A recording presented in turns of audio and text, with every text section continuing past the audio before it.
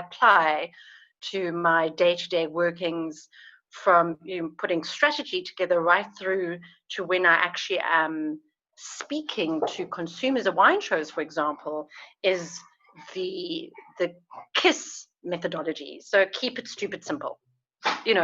There's no reason to overcomplicate the way we talk about wine, for example, or strategies that we put together. At the end of the day, keep it as clear and simple as possible, that everyone can understand where we want to go and what we want to do. I think that for me has been the biggest lesson learned. And it's through trial and error, and it's through mistakes. And as you well know, we'll learn from our mistakes. But if I can recommend for anyone to stick to that simplicity of understanding wine, explaining wine, when you speak to your consumer at the wine show, they don't really want to know about pH, acidity, barrel ferment, malolactic fermentation. I mean, yes, you obviously have the people who will specifically ask for that, but your general wine consumer actually just enjoys that liquid in the bottle. They want to learn about your brand truth, the history, who you are sometimes, and just have good, honest conversations. It doesn't have to be complicated. I like that. So, Carolyn, can you give us your very own wine quote or a favorite wine quote? Well, there are lots of wine quotes that I don't know if it's appropriate. That's okay. I think for me, wine should never be seen as an unattainable subject, whether it's from an understanding perspective or from a pricing perspective. Wine shouldn't be put on this pedestal, sitting at some mountaintop, and we have to change the way we talk about wine, the way we express the subject. Let it be less intimidating and let it be more inclusive. So at the end of the day, I don't care how you're going to drink my wine or with what you're going to drink it. If you have chosen to buy my wine off the shelf or chosen my wine off that wine menu, I love you. Full stop, thank you, done. That's deal done. Very important going into this new cycle and our market. And it's not necessarily from a country perspective. We have to expand our drinking market, who we are talking to, who we want part of a broader conversation. And currently we aren't able to do that with the way we are expressing wine conversations and brand. It has to just be simplified, more open, more honest, less intimidating. Very, very wise words. Carolyn, how do people, if people want to get hold of Zevenwacht, where do they find you? How do they get hold of you? The best way is to go onto our website. All information is on there. So it's www.zevenwacht.co.za. So whether you want to speak to myself, my details are there, or the office for general queries, from banqueting through to booking accommodation or wine tasting, all the information is on our website. Okay, excellent. We'll put those links in the description. Carolyn, it's Great. been a pleasure to talking to you, and thank you for taking the time, and enjoy the rest of your lockdown. Thank you, Will. It was wonderful to catch up with you, and best of luck for the lockdown to you too. Thank you for supporting our show. If you would like to get more exposure for your business, please have a look at our sponsorship options. Thanks again for supporting About the Winelands. Please follow us on YouTube and on our social media channels. All details and links are in the description.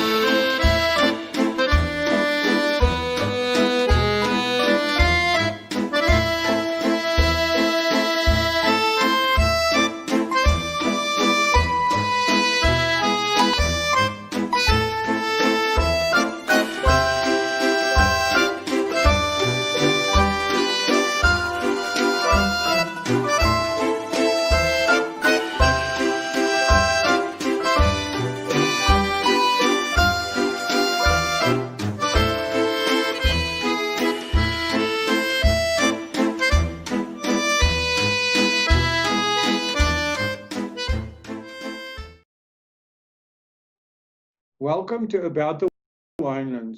In this show, to leaders, influencers, wine producers, restaurants, winelands businesses, and other role players. Tune in every Wednesday, Friday, and Sunday for our latest episodes.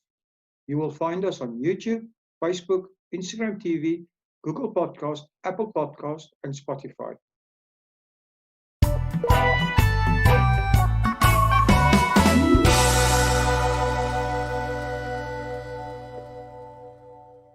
Good day, everyone, and welcome back to About the Winelands. Today I'm talking to Kathy Brewer. Kathy is from Valera Wine Estate. She's the sales and export manager and also part of the family business.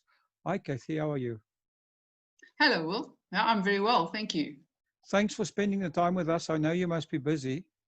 I'm always happy when the topic is wine. Yeah, wine is the topic. So, Valera, can you tell us a little bit of the history of the farm and your family on the farm? Yes, sure. The Greer family bought Valera in 1983. At that point, it belonged to an Austrian gentleman who was and the brand was not that well known in South Africa. And most of the wine at that stage was exported. And then, there's sort of no big secret as to how Valera grew. In the mid-20s, my generation of the business, when we were in our mid-20s, that was our generation, ended up with this wine farm, and it was fairly run down, and it produced around 4,000 cases of wine. And I'd say our success is due to many hours and lots of hard work from our extended team. We've had a lot of fun along the way in building our brand. And there was also a lot of luck and good timing too. Jeff and Simon basically started everything, my brother and my cousin, and I joined in '87 with my computer background, and I left that business and I went and studied food and wine at Prue Leith in London. So in the winter months, I wrote a program to look after our mailing lists and all of that. And in the summertime, I cooked tapas style lunches and champagne breakfast, or you can't say champagne, cup classique breakfasts. Mm-hmm. And our biggest break really came with meeting Jean-Louis Denois, who came from the Champagne region. And we had a 10-year royalty agreement with him. And that's how our bubbly started, which is mostly what we're talking about today. No one would have known that the brand we started then, called Tradition, would have grown into what it is today. And yeah, becoming one of the top bubbly brands in South Africa. Well, that's amazing. It's what a change from doing spreadsheets in one season and cooking tapas in the next, right? That must have been quite. So which is your favorite pastime, the tapas or the spreadsheet? Neither really. So now my husband cooks everything, and the spreadsheets are done by people that are much better at it than me. And I look at a computer today and I can't believe that I used to work with these punch cards and feed them into this huge, massive thing that took up a whole room. And now we're talking to each other on, podcasts and Zoom and all these fancy things, and I'm feeling a bit lost, but I manage. I prefer the people side of things and the marketing and meeting good people, talking about wine. So more the marketing and the sales than the computer and the cooking side. Well, that's awesome. So you mentioned the Champagne region. What a lovely place to visit, and to have a license from somebody there must have been just a dream. You said bubbly. Now everybody's talking about MCC. Can you tell our listeners a little bit about what you're doing at Valera and how this become the driving force in your business? Yeah, so Cup Classique is for sure our driving force. It's about 40% of what we do. And we've continually innovated this area because you can't just stay in the same place. So we've now introduced Zander Greer, who's our nephew, to this category. He's looking after our Cup Classique production. Jeff Greer, my brother, was the one that really got it going. Between him and Jean-Louis, I think we've looked at every category, and we continually do look at it, because otherwise you just get left behind. Quite interesting. So, where are your are you selling worldwide? Is your customers mostly South African, or what is your split between exports and the local market? Our local market is strong, so we 80% local. You know, Wow. with bottle fermented bubbly, it's not so easy to get into the export market, although the Cup Classique Association are trying very hard to lift the category, because, you know, here we can give incredible value, top quality Cup Classique, which no one really from outside can compete with. Once you get into the export markets, you're looking at the lower end champagnes, which come into our price category, and they've marketed themselves so well. And then you get Prosecco, which is not the same thing because it's not bottle fermented, but it's capturing the imagination of the younger crowd, which is also good. It's getting them drinking bubbly. And Cava from Spain. And you just got a wide range of things, and Cup Classique is just one small little dot on the map. So we have to work quite hard to get that recognized, but it is coming, and there's a lot of good quality Cup Classique being produced at the moment.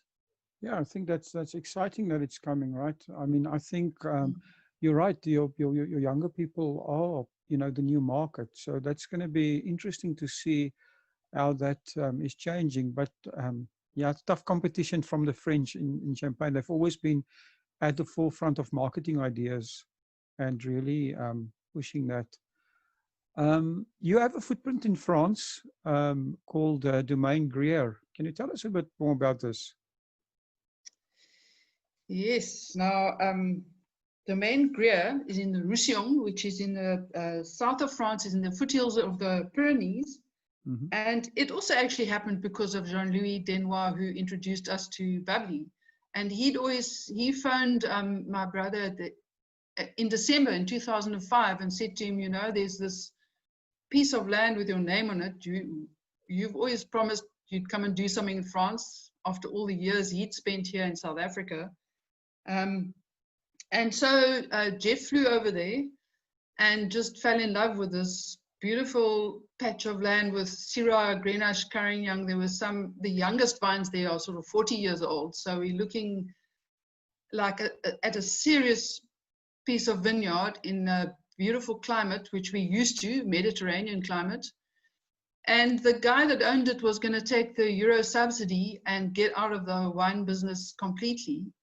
And so basically all we had to offer him was a little bit more than what Brussels were going to offer him, and we ended up with a wine farm in France. And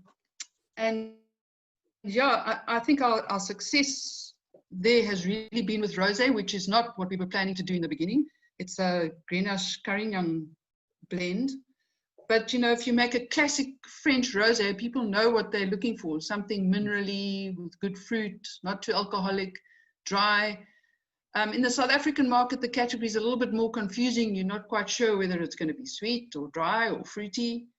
And so it's become our top seller, especially at Woolworths in South Africa.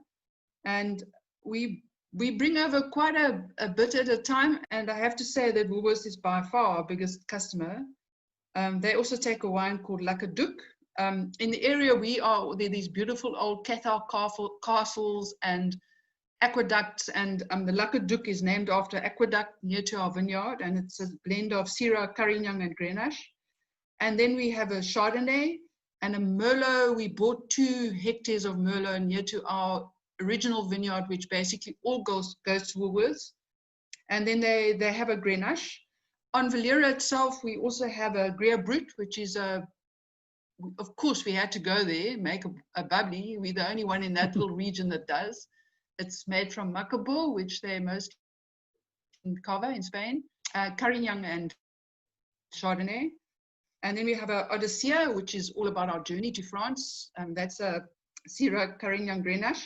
We have a premium red called Olympus, which is made from 100-year-old vines, and that's Syrah and Grenache.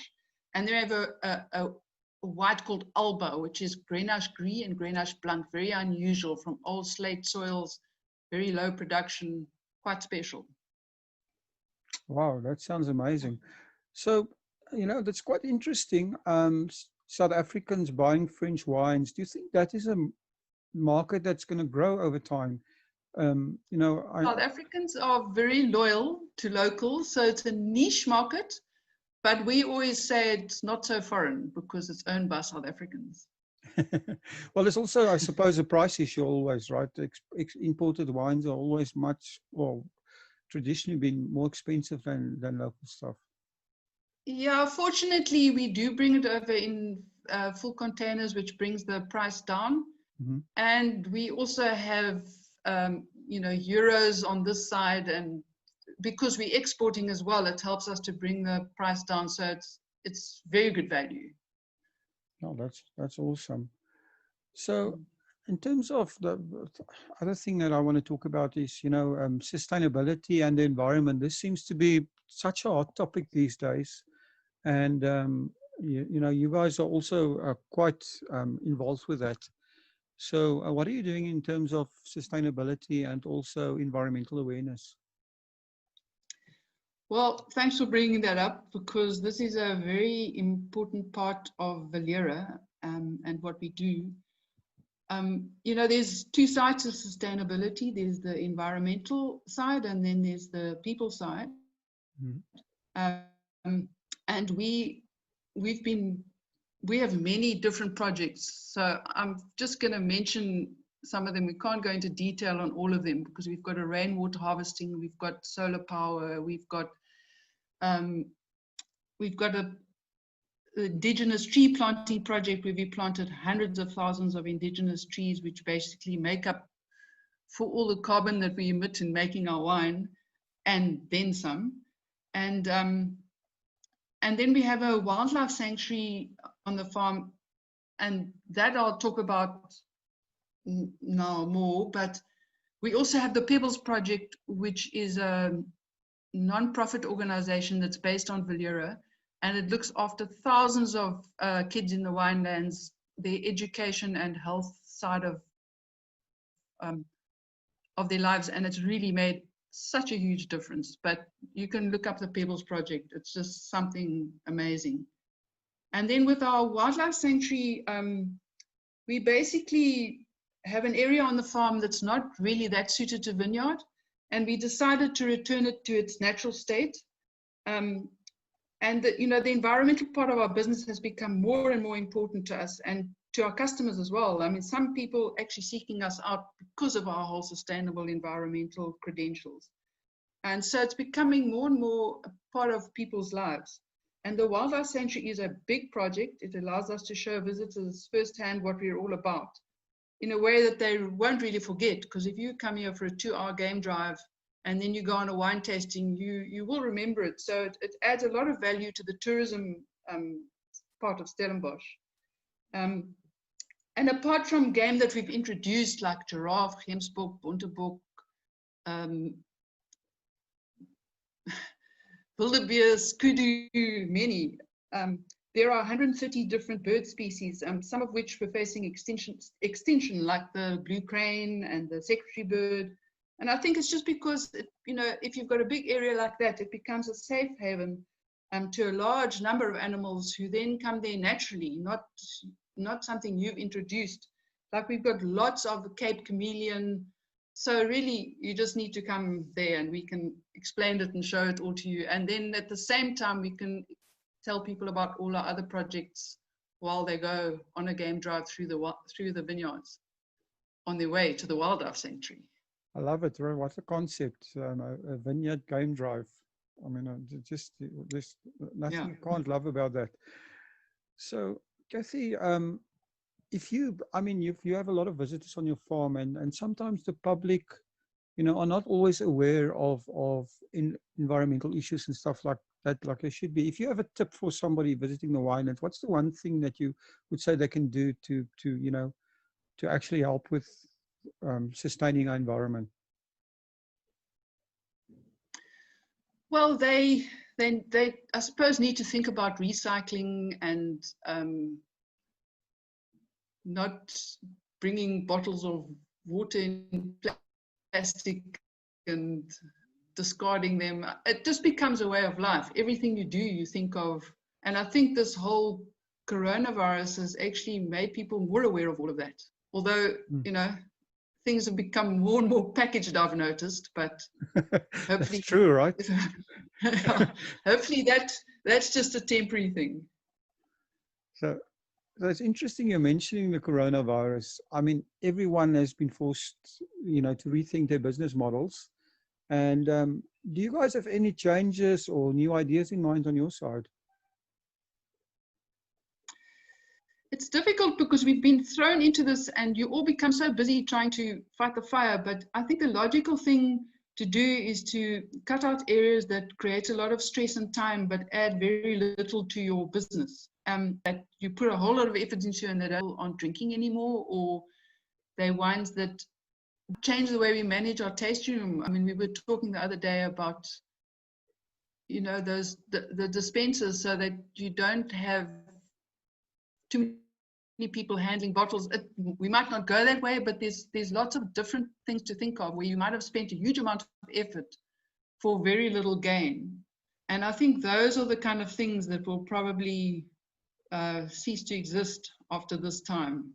Yeah, and then I think everybody's looking at putting more effort into direct to consumer business, but there you need to be careful that you have your logistics sorted out, because that has become such an issue, and you'll see a lot of complaints on a lot of direct websites where orders have been taken but the delivery hasn't been fulfilled in a proper way. But it was exceptional circumstances, so I think people just needed lots of patience. I think also in that regard, don't you think that your couriers and you know, that type of businesses will come to the party over time as more and more deliveries start happening? Yes, for sure. And a lot of them had to adapt very quickly. They had to double the size of their warehouse. And, you know, it's one thing getting a whole lot of new drivers. That's easy. But then the picking and packing and keeping up with all of that is, and having to keep social distance from each other and minimal staff, it's not so easy. No, it's been a challenge. So talking about challenges, I mean, you've had a long wine journey. So tell us, what's personally the biggest thing that you've learned from your wine journey? I suppose I've learned that you never know it all, and you have to be flexible and listen to your consumer.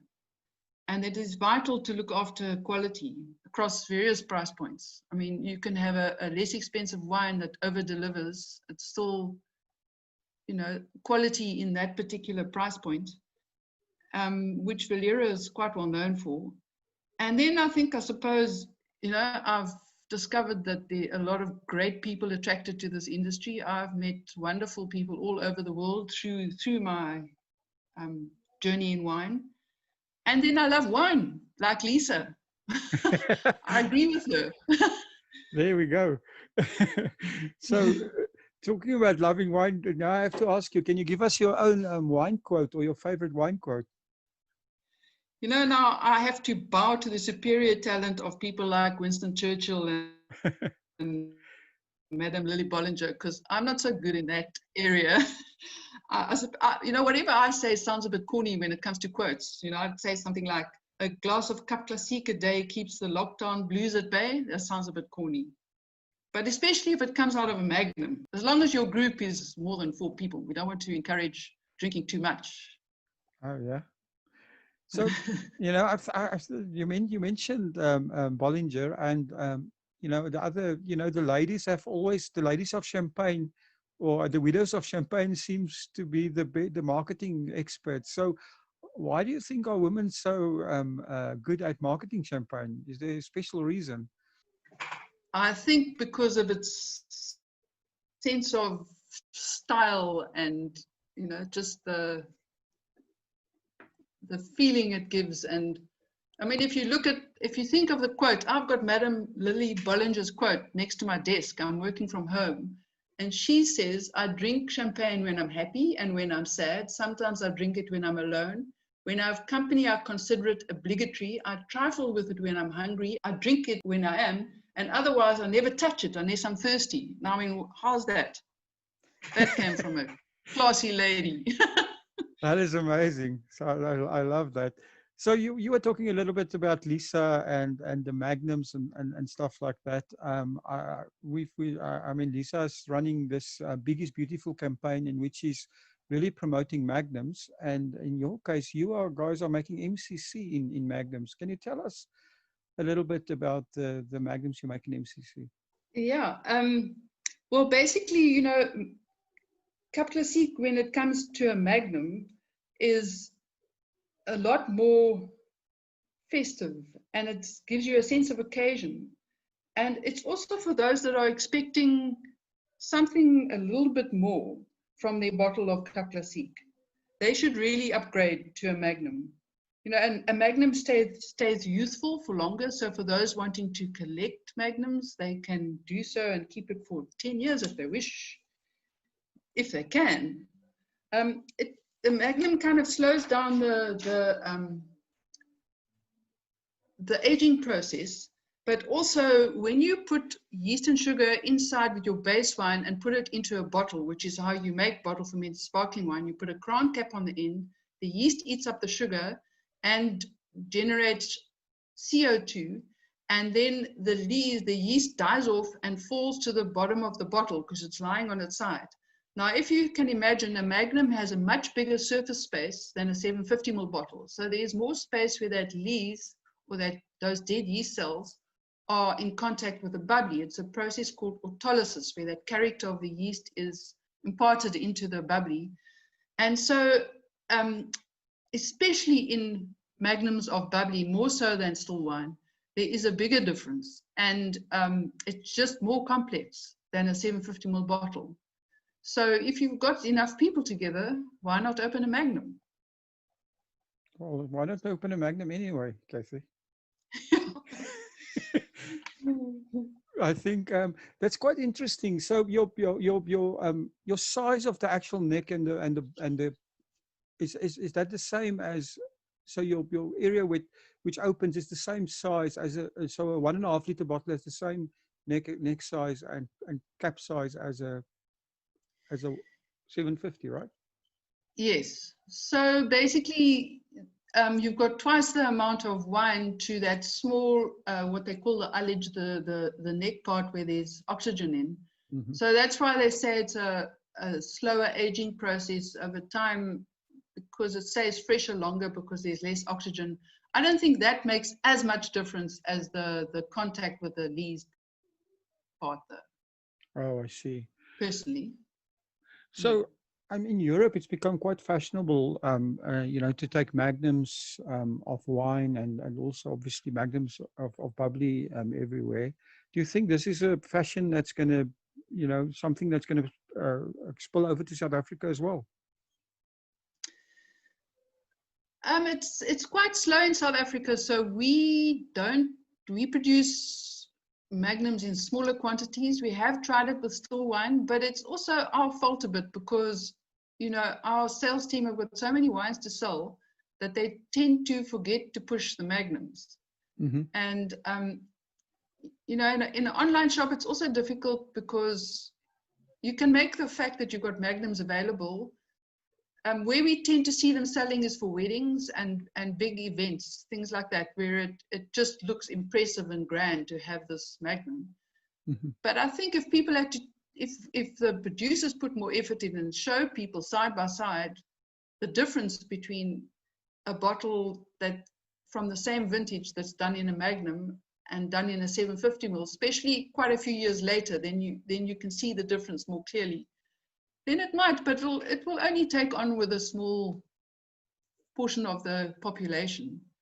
The other category that's popular in magnums is the less expensive category, because then, you know, then it's for practical purposes, because you've got a group of 12 people and you're opening a magnum. You don't have to worry with opening 3 bottles when you can just open, or 4 bottles when you can just open 2.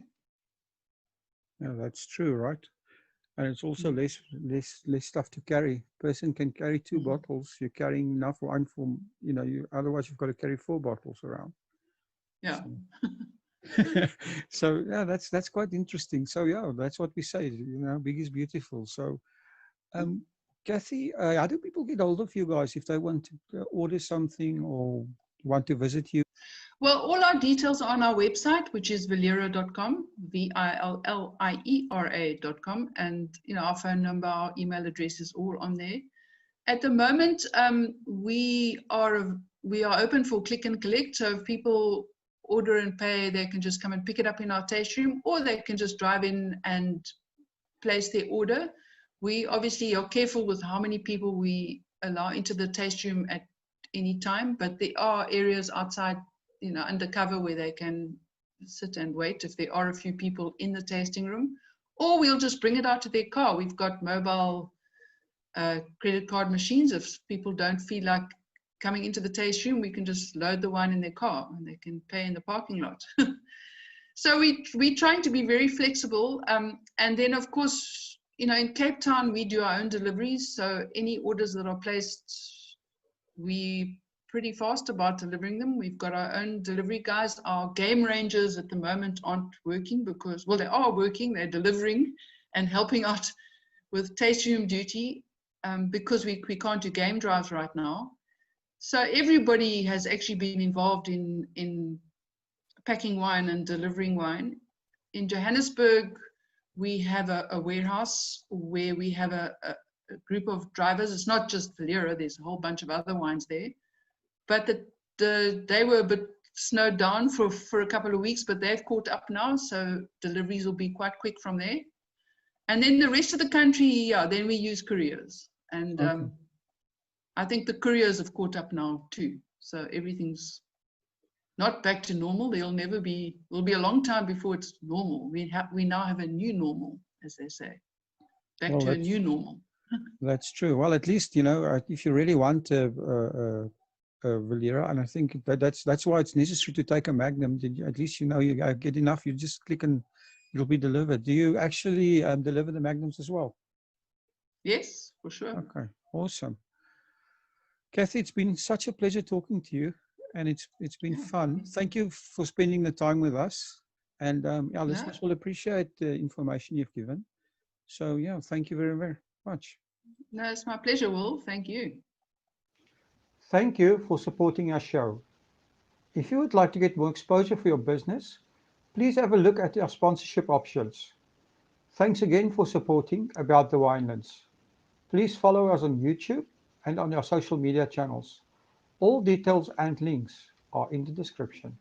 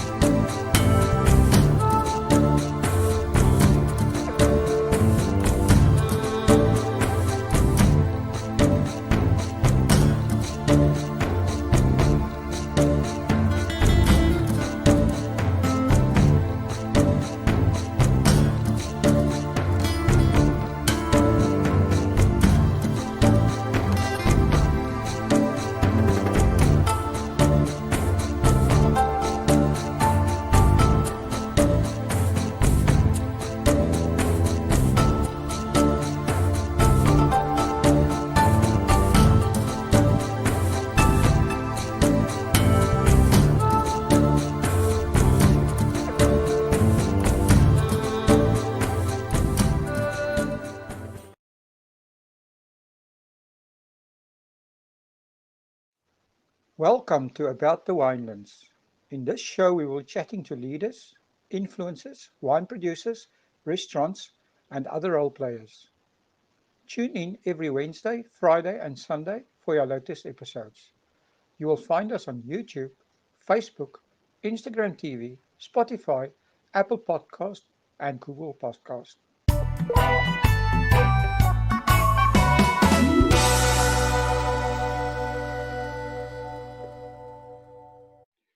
Before we start with the show, I need to share something really exciting. I recently interviewed Patrick Robertson, the CEO of the Fishwives Club Boutique Winery, and they have an absolutely awesome offer for our listeners. As a lockdown special, they have a special where if you purchase a case of wine, they will give you an incredible 45% discount on the second case. Yes, you heard that right. You get 45% discount on the second case. And as a bonus, you will also receive entry into the new wine in a can and t-shirt giveaway that ends at the end of August.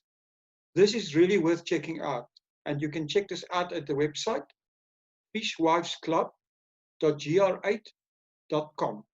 Let me repeat that, fishwivesclub.gr8.com. We will put this link in the description so you can find it there as well, but you need to hurry. They only have 1,000 cases available, and this offer is restricted to one order per customer. So hurry. Good day, everyone, and welcome back offer. to About the Winelands. Check out the link. Today I'm talking to Justin Gous. Justin is a blogger and an influencer, and he's running a blog called Justin on Cork. Welcome to About the Winelands, Justin. Thank you, Will. Thank you so much. So Justin, tell me, how are you coping with the lockdown? Are you excited about the lockdown lifting as well? I'm very excited. I think yesterday was a highlight in Cyril's speech when he said that we will be able to buy some alcohol again on the 1st of June. So I think that is some good news for the wine industry as well. Oh, very good news. But I'm coping. I'm coping fairly okay, I think. So are you working from home at the moment? Yes, I'm working from home, and I think we will probably work from home for, it could be until the end of the year or when this whole pandemic has ended. No, that's good. At least you can keep working, right? Which is important.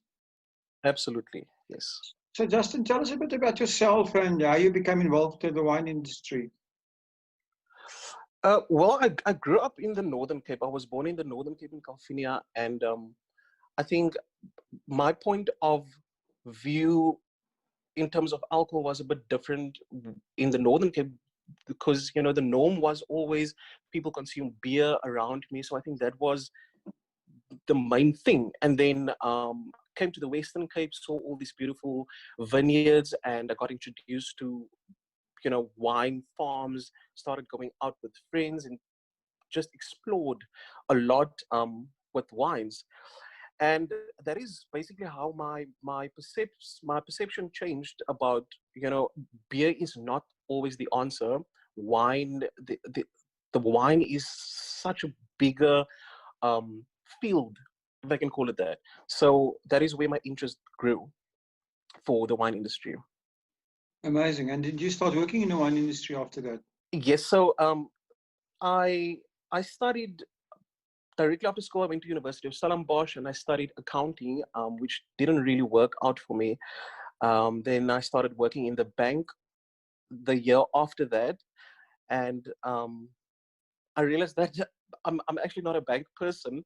And then I got my very first job after the bank at South African Wine Industries and Information Systems, which is called Sarvis. I got my first job in the wine industry at Sarvis. And after Sarvis, I went to work at Graham Beck Wines. After Graham Beck, I was at Steenberg Vineyards. So Graham Beck and Steenberg are sister companies. And after Steenberg, went to Douglas Green Bellingham, and now I'm at Distell. So I've been around the block in the wine industry. So, you have this very exciting blog and also influencer business. So tell us about Justin Uncorked and what's the history? How did you start with this? And tell us a little bit more about that. I initially started a page on Instagram called Uncork and Talk. So I focused a lot on taking nice pictures just of the wines, but I didn't really feel connected to the name. And I decided, because we always go out and I would always take nice pictures on the wine farms, so why should I then hide behind the name and not show my face? Then I changed my Instagram name to Justin Uncorked, because that essentially gives people a more personal touch to who I am. And the reason why I chose Uncorked as part of my name is, as you uncork a bottle of wine, you tell a story. And this is basically just me telling my story virtually on Instagram. Oh, that's amazing. Have a friend started calling you Justin Uncorked now? A lot of them, yes. So you seem to be you seem to, in the beginning, you used to focus on blogging, but you've recently moved away a bit more, and it looks like to me like you're focusing more on Instagram and social media. Is this by design? It is, yeah. I think people no longer rely on newspapers and magazines, and Instagram. I have the biggest following on Instagram among all my other platforms, as Twitter and my Facebook page. So I think I gravitate just more towards Instagram at this point in time, because yeah, it just works for me. Okay, excellent. And how important do you think social media is going to become in the future for the wine industry? Well, I think it is already important now. I think it is now the time that the wine industry can use this platform to put their wines out there and to promote online purchases of the wines, because like we said earlier on, the ban is now lifted, so we can now try and push online sales even more, and it makes it so much easier for us all, because we don't have to go stand in queues and put ourselves at risk to get this virus. So I don't think that it is important in the future, but now is actually the time for the wine industry to focus more on sales and putting themselves out there.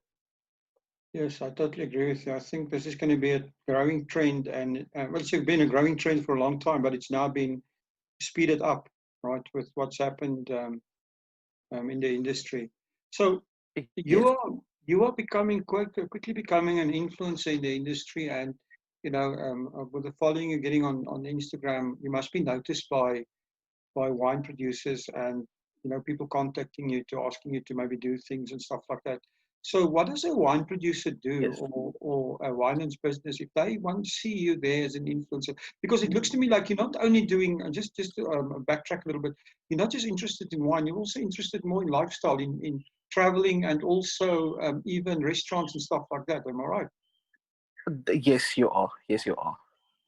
So if a business is out there and they are trying to get your attention, how did they, get you to actually write something for them or about them? What did they need to do? So a lot of businesses use PR companies. So these PR companies would then scout for influencers or bloggers within the portfolio, for instance, wine. And the PR companies would then reach out to us and send us media jobs. And we then take it from there. So we would take pictures and tell the audience about how we enjoy the wines or food or whatever we get sent. So I think a lot of the wine farm PR companies to reach out to influencers and bloggers.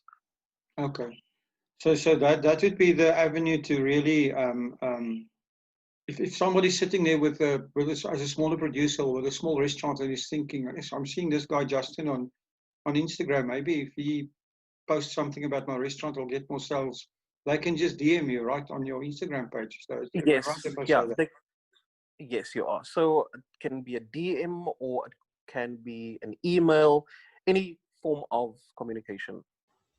I quickly want to share something exciting.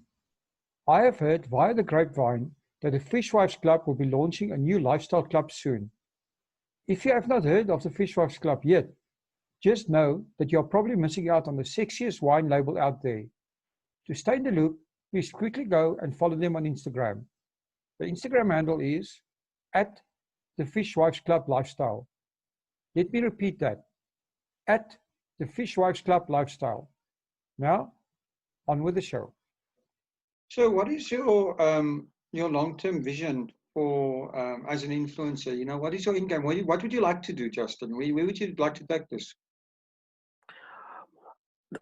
I think when I started this blogging thing, my goal was to, see more or get more young people involved in drinking wines, and realize that wine is not just to get wasted, if I can call it that, but you can pair wine with food, with different types of food, and so I think essentially my focus would be to just reach out to more young people, the people that needs more education on wine, but not just education, just to connect with people and tell a story to them. And also just to make people aware that wine is not expensive, and going out to wine farms, you literally just need like $200 to have a decent wine tasting and just enjoy the views of the wine farms. I mean, we in Stellenbosch and Paul, we have such beautiful wine farms.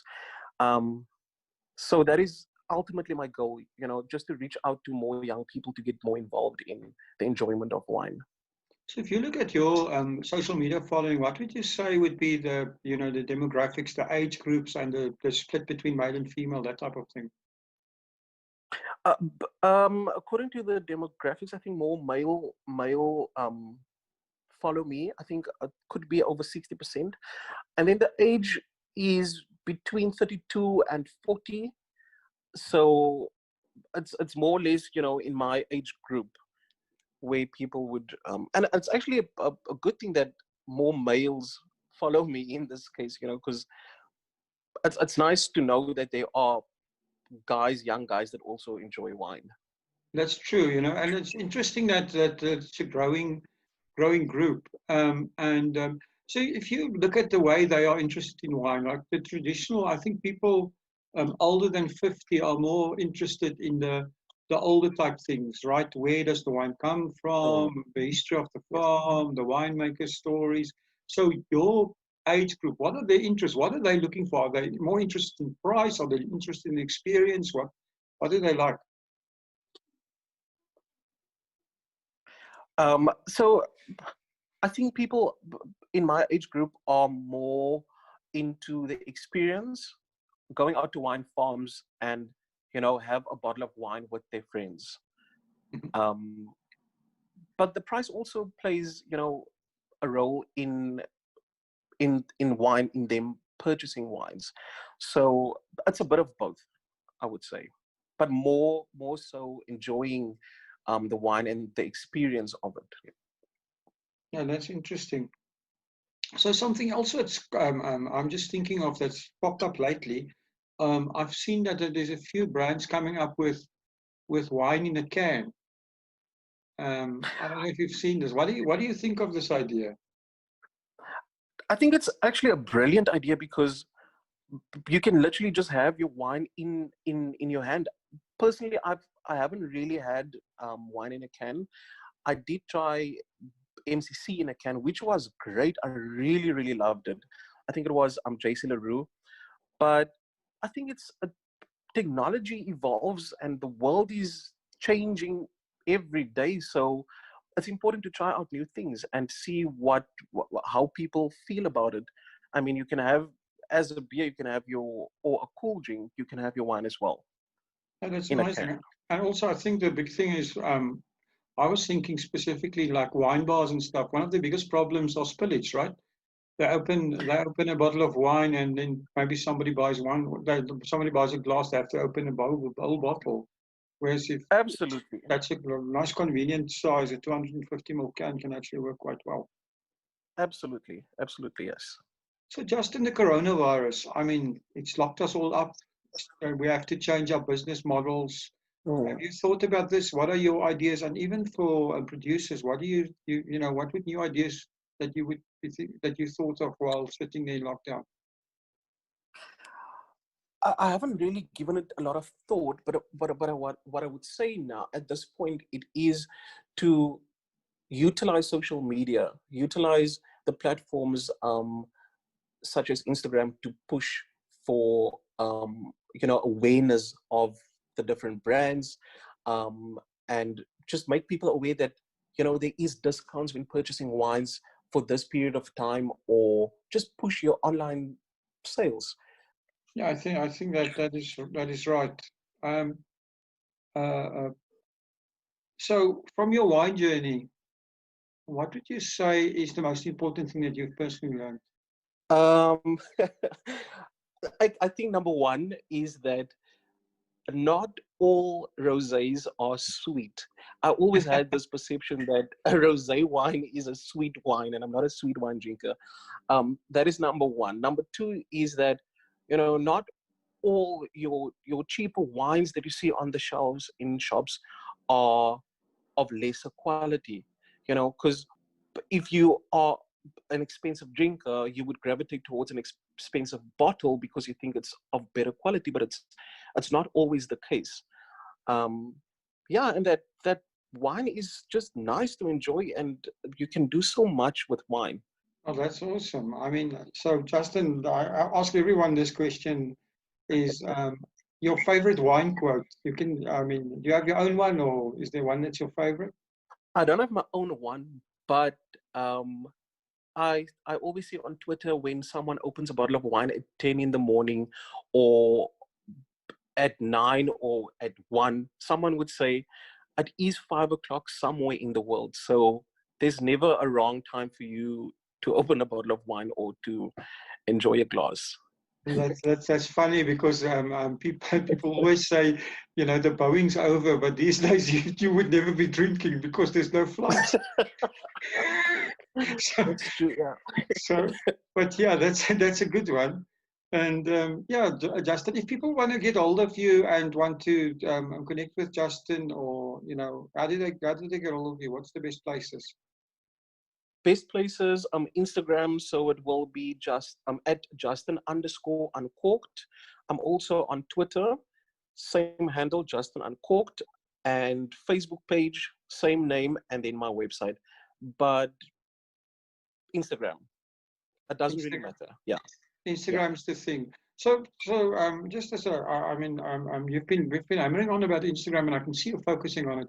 Do you believe that that people, you feel that people are moving away from Facebook a lot to Instagram, and that Instagram is going to become the powerhouse driving social media in the future? Yes, I think so.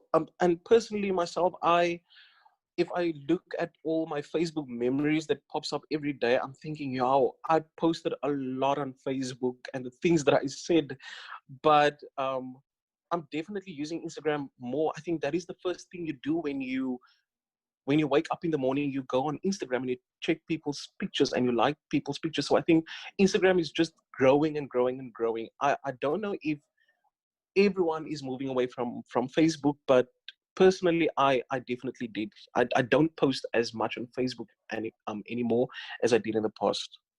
Oh, that's interesting. Justin, it's been very interesting talking to you, and thank you for spending the time. I know everyone's busy, and good luck with everything. And are you going to stand in line at the local Tops or wherever on the 1st of June? It all depends. I think I'll for now I will just order something online, and see how it goes. Let everyone just get their stock first. Okay, Justin, thank you. I appreciate the time you've spent, and yeah, it was a pleasure talking to you. Thank you very much. Thank you for having me. Thank you for having me. Thank you so much, Will. Thank you for supporting our show. If you would like to get more exposure for your business, please have a look at our sponsorship options. Thanks again for supporting About the Winelands. Please follow us on YouTube and on our social media channels. All details and links are in the description.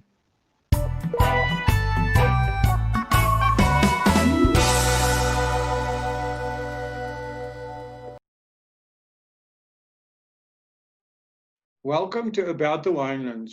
In this show, we'll be chatting to leaders, influencers, wine producers, restaurants, winelands businesses, and other role players. Tune in every Wednesday, Friday, and Sunday for our latest episodes. You will find us on YouTube, Facebook, Instagram TV, Google Podcast, Apple Podcast, and Spotify.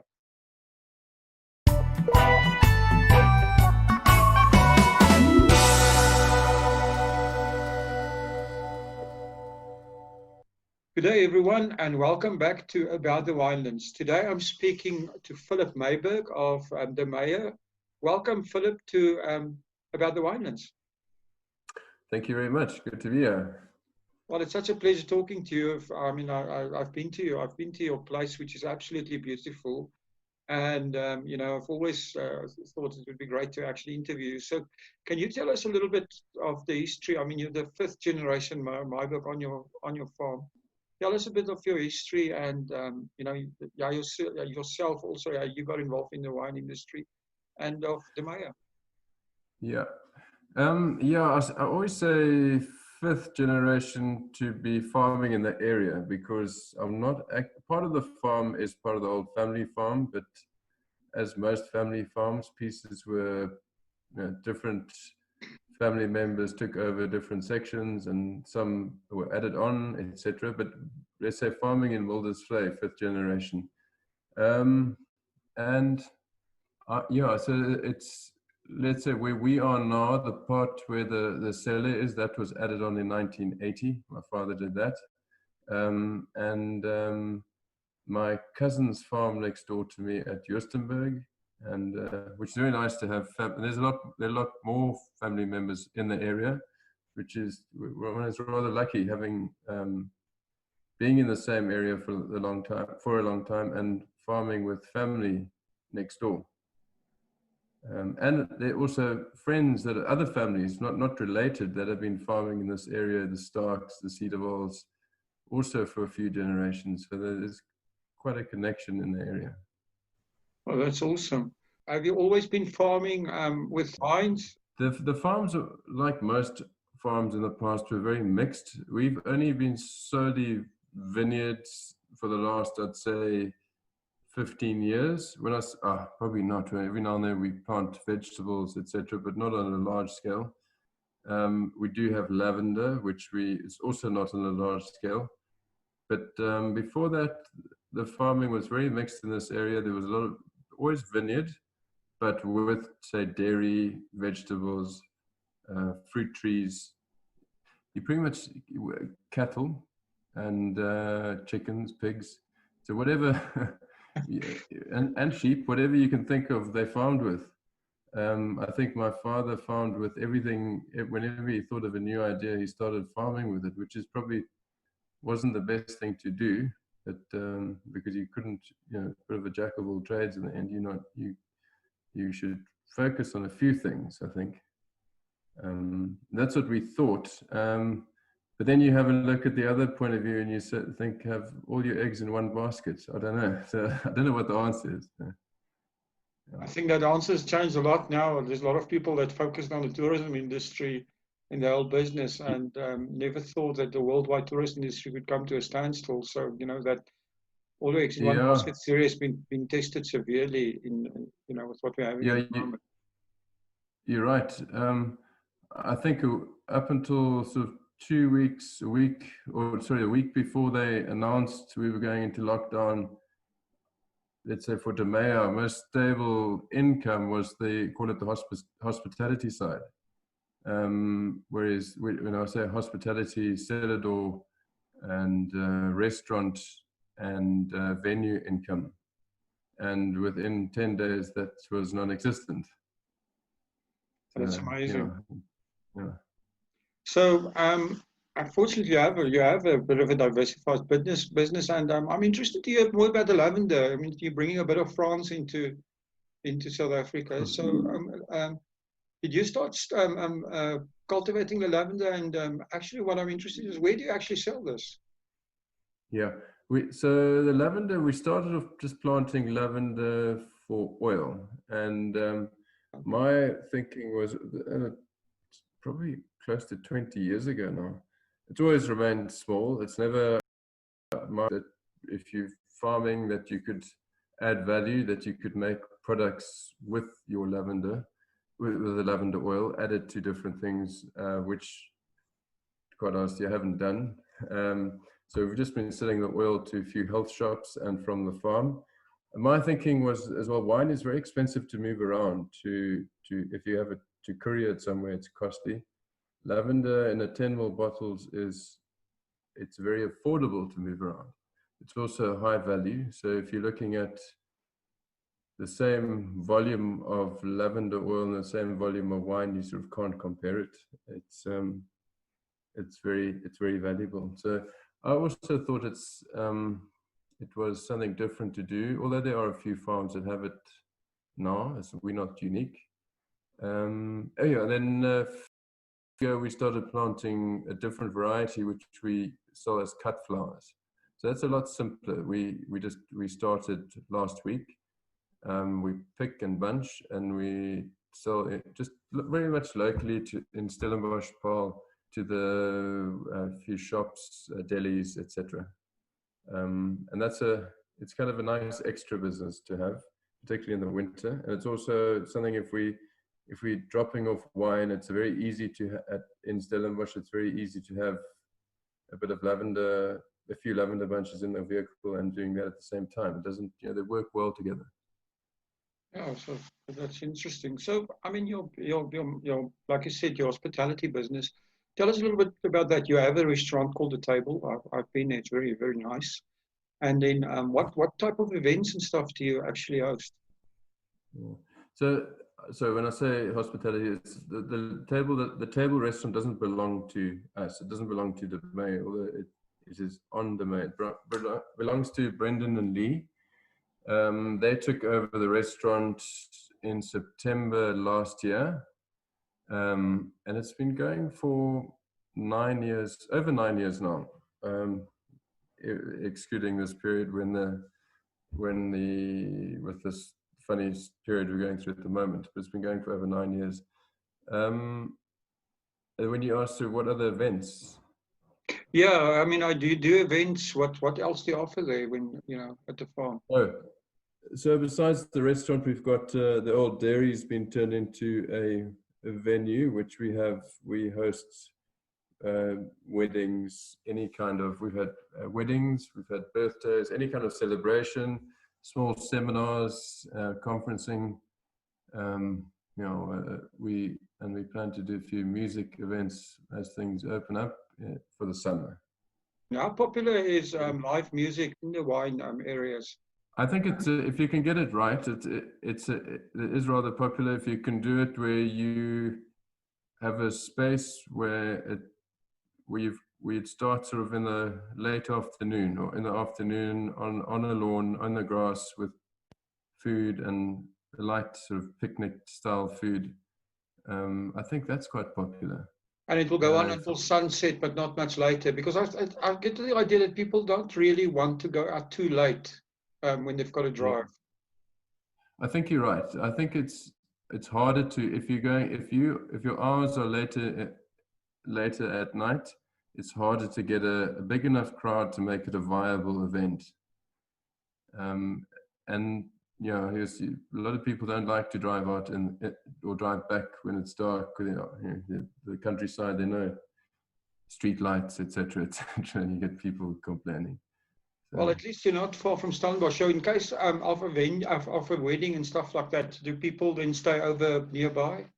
We have a list of about 10 or 12 guest houses in the area within an 8K radius, but often we find people say it's close enough, you don't have to stay over. And you see people arriving with shuttles, with Uber, etc. And you never know how many cars are going to come. Some of the larger weddings, I've always been surprised that sometimes it's even fewer cars than the other weddings, because people do carpooling or share lifts, or the shuttles. So you never really know. But it means we're close enough to we're close enough to Stellenbosch, Paarl, northern suburbs. They're just around the corner. Oh, that's great. So, Philip, your wines, who's your winemaker at the Meyer? Okay, so at the moment, Francois Haasbroek. So at the moment, so Francois Haasbroek is a winemaker, and he, Francois is an old friend of mine, and we do sort of a collaboration, probably for lack of a better word. So he still makes his own wine, and under the name Blackwater. So we offer him the facility. So he uses our winery, he's based here, makes his wine, and then he makes our wine for us as well. It just, and I think I suppose it's a different way of doing it. It doesn't work for everybody to do it that way, but for me, it works for us for now. Yeah. So the philosophy that goes into the winemaking, what would you say is the main thing that you guys look at? I think, so Francois done his second vintage here. I would say our approach has changed quite a bit from previously. And we are, let's say, the first red wine that's solely Francois' wine, let's put it that way, under Francois, is our 2019 Syrah, which is, it's unwooded. It's which is quite different. That's interesting, yes. Yeah, lots of fruit. I don't know how else to I don't know how else to explain it. Sort of lots of fruit. It's juicy. To me, it's a completely different style. We call it Syrah as opposed to Shiraz, which in the past we always referred to it as Shiraz. It's a complete different style, but it just seems to work so well, and it's just been selling so well. So is this also a fact that you could, you don't have to wait to drink it. It's easily drinkable at a younger age. That's one of the reasons. Exactly, and that's what we want. That's exactly what we want. We want to produce wines in that style. We still have a Cabernet, which will spend. Cabernet just takes a lot longer to be ready. It spends time in barrel, etc. But I have been most surprised at how this wine turned out, and that's the way Francois does it. And to me, we are very happy with what he's done there. Well, that's interesting. Do you find that the market is changing? With younger people, I mean, especially millennials, seem to be more, less interested in the older style of winemaking and looking for something different. I think you're right. I'm definitely not a millennial, but even I'm changing. No, I think you're right. It's definitely like that. And I was listening to a talk the other day and it was three American people Americans are based in very big wineries, and they're the communication, and they were just saying that millennials also, because there was an article quite recently saying that millennials are the biggest threat to the wine industry from the point of view that they're not interested in wine, or not, they haven't taken to wine like the former generations have. I suppose there's just too much choice. But what they also said was, with millennials, you don't try and fool them. Be honest about it. If you have a virtual cellar or virtual winery, don't pretend there is actually, you tell them it's a brand that you buy in, and you do this and you do that. You don't have to tell them it's on the highest peak, the coolest vineyard, etc., etc. Be honest with them, and that's what they're after: honesty, truthful. Being the truth. I think I'm going off the topic there. No, you're not, because I think also, I mean, part of that truth is things like sustainability and biodiversity, and even people looking at things like vegan wines and stuff like that, which is, is the trend. Yeah. I was listening to a thing. I'm trying to think of his name now. the boss of Patagonia, the clothing company. I was listening to an interview with him, and he spoke of, I think I've got the word right, regenerative agriculture, as in where everybody was talking about they're saying, you know, everything is organic and blah blah blah, but it also sometimes at a cost. It's also about, yes, organic, but building up the soil. You know, often there's still topsoil dust, even that you're growing things organically and etc. etc. But so you got to go a step further, and you know, keeping you know, just putting back more and more than just. I don't think organic is enough. Not that we're organic, but we like the idea, and it's a process that we'll work towards. But you can still build up your soil in the meantime. So that's interesting. I also think that, you know, I don't know if I'm making sense. no, it does. But I think that the Cape Winelands have a huge advantage in that, you know, if you go to like the big European wineries, it's almost like a production factory, you know, in terms of they're making huge volumes, and it's not necessarily as tourism friendly as we are in the Western Cape. And it gives us a major advantage because people will still go for the experience, even if they drink a little bit less wine. They're still going to drink, you know, they're still going to buy some wine, but they're also going to experience the environment and all the other things that you can offer in a diversified offering of tourism as a lifestyle, rather than just, you know, buying wine and taking it home. Yeah, I'm almost embarrassed to say I haven't visited enough wine regions of the world to see other, you know, to give a good answer on that. But as in, we're not the only place with smaller wineries. You see many countries with smaller, and even smaller than the average one over here, I guess.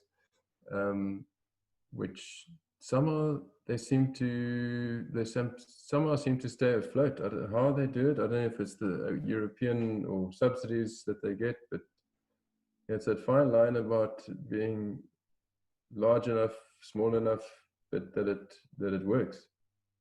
You want to end up being, you don't want to just be small that you got to sell at super high prices, because you just, you know, to me that's also not right. Yeah, it's also not, like you say, sustainable over time. Talking about prices and stuff like that, what do you guys have about do you have any specials at the moment, you know, with this whole situation that's going on that you would like to tell us about? We have been doing case specials, and we changed that. If you come and collect, you know, a full case of something, we have a far better price. We'll give you free delivery if you come and collect, right? And we do it directly. Yeah. I'm just joking. and that changes weekly, because you know, there's been a mad rush, as with everybody, I think, as soon as the things opened up. So our stock levels are we're out of stock with quite a few wines, but we're bottling again next week. So I can't tell you exactly what, because next week we'll have probably, or the week after next, we'll have different, we have more wine on our list, and we'll have the specials on those wines as well. So it's difficult to say that at the moment we're out of rosé, we're out of Chardonnay, etc., and we're bottling those two next week. So if people want to get information on this, where do they find you where did they get the information from?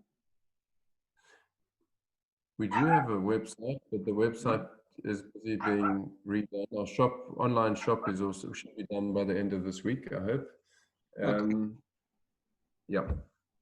Okay, so you have an online shop that's going to be done, and okay, so we'll put the links on the website down in the description here. Where are your wines being sold? Mostly locally? Yeah, we export and local percentage, but we're probably about 50-50 or 60-40 export, and our sort of biggest market is, and so Germany, Denmark, Holland, England, Africa. And then of the local market, we sell more. Most of our sales are done directly from. in the beginning we wanted to be everything to everybody, and you wanted your wine to be all over. And as things have changed, we've changed, and now. And I'm not saying it's the correct way or the wrong way to do it, but for now, that's how we're doing it. Do you think local sales tourism environment? I see. Yeah, I think it's going to be very important. Obviously, if you have a certain size, export is very important. You don't think you'll be able to, although I've heard stories of surprised you what percentage they sell in the local market. So maybe I'm not as informed as I should be. Important. If you think of, let's say we have few tourists, although I say that I think the tourism will come back quicker than we think. But let's say it is important to be local, probably more than ever to be. It has changed. I don't think you have to be available in every retail store. Yeah, online shop. We should have done that long ago. The situation now is not the same as during lockdown or not. Yeah, the coronavirus. Nothing for DeMeo. We do need to improve on our marketing awareness. I've been around making wine for 22 years, and I think we're still one of we're quite social media. We have to improve on that side of our business largely. As I say, I think we're still unknown, and it's time to. I think everybody's improve on our in the same marketing situation, right? And so that's I mentioned that in wine marketing and that. And so on. I think definitely it's going to. And if you look at listening to what those three companies were talking about, if you're dealing with particularly the millennials, then you have to speak to them, and that's the way you speak to them. It's not this traditional way of, but it's the online. You can't not get involved I think your business will die if you don't attract them to your business. Your wine journey has been quite a few years. What have you learned from your wine journey personally? It's been, do you want the honest opinion? It's a hard business. Not saying it's a tough business. It's a very nice business to be involved in, from an industry rather. Very nice. It's a really nice people, and they talk. In the wine business, you're part of the same tribe. I think no matter what, retail, journalism, etc., you'll have a common interest, and which is rather nice to treat like that. From the business side, it's difficult. I think no matter what part of the business you're in, it's very capital intensive for people that have, like any industry, some are flying, I'm not saying majority, coast along. And please, everybody, don't try and be everything for everybody. I'm repeating myself there. It's so easy to get into the trap of someone's overblowing, and you go, no, we don't. And then you think 3 months later, let's start producing one and sourcing one. It's just too many. Yeah, don't try and do everything. Oh, that's interesting. So I always ask everybody the same question. Do you have a favorite in the wine? My own quote, but in particular is, I don't know whose quote this is the art of winemaking is being able to practice your craft. If you can get that right, then you're doing okay. That's quite interesting. I've never heard that before. So that's awesome. I'm not claiming that. So thanks for talking to us. And thank you. And thanks for chatting to me. Thank you for supporting our show. If you would like to get more exposure for your business, please have a look at our sponsorship options. Thanks again for supporting About the Winelands. Please follow us on YouTube and on our social media channels. All details and links are in the description.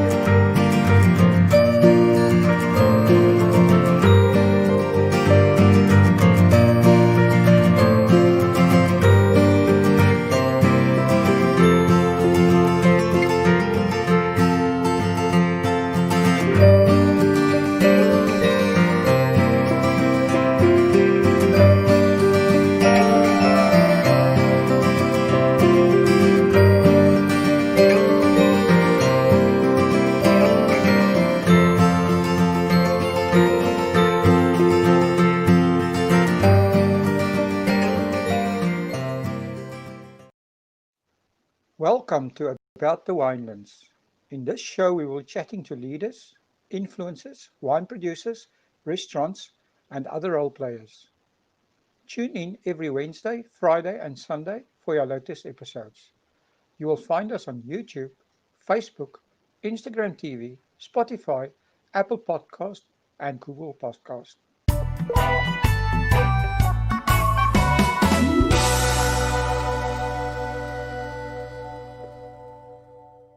Before we start the show, I need to share something really exciting. It's called the About the Winelands pop-up. And if you want to get your customers excited about your lockdown or online specials, you need to email us right now. Email us at visitthewinelands@gmail.com and add Winelands pop-up to the subject line. Who knows? We might just make you an offer you cannot refuse. That is visitthewinelands@gmail.com. Now, on with the show. Good day, everyone. Today I'm speaking to Lisa from Lisa Loves Wines. Welcome, Lisa, to About the Winelands.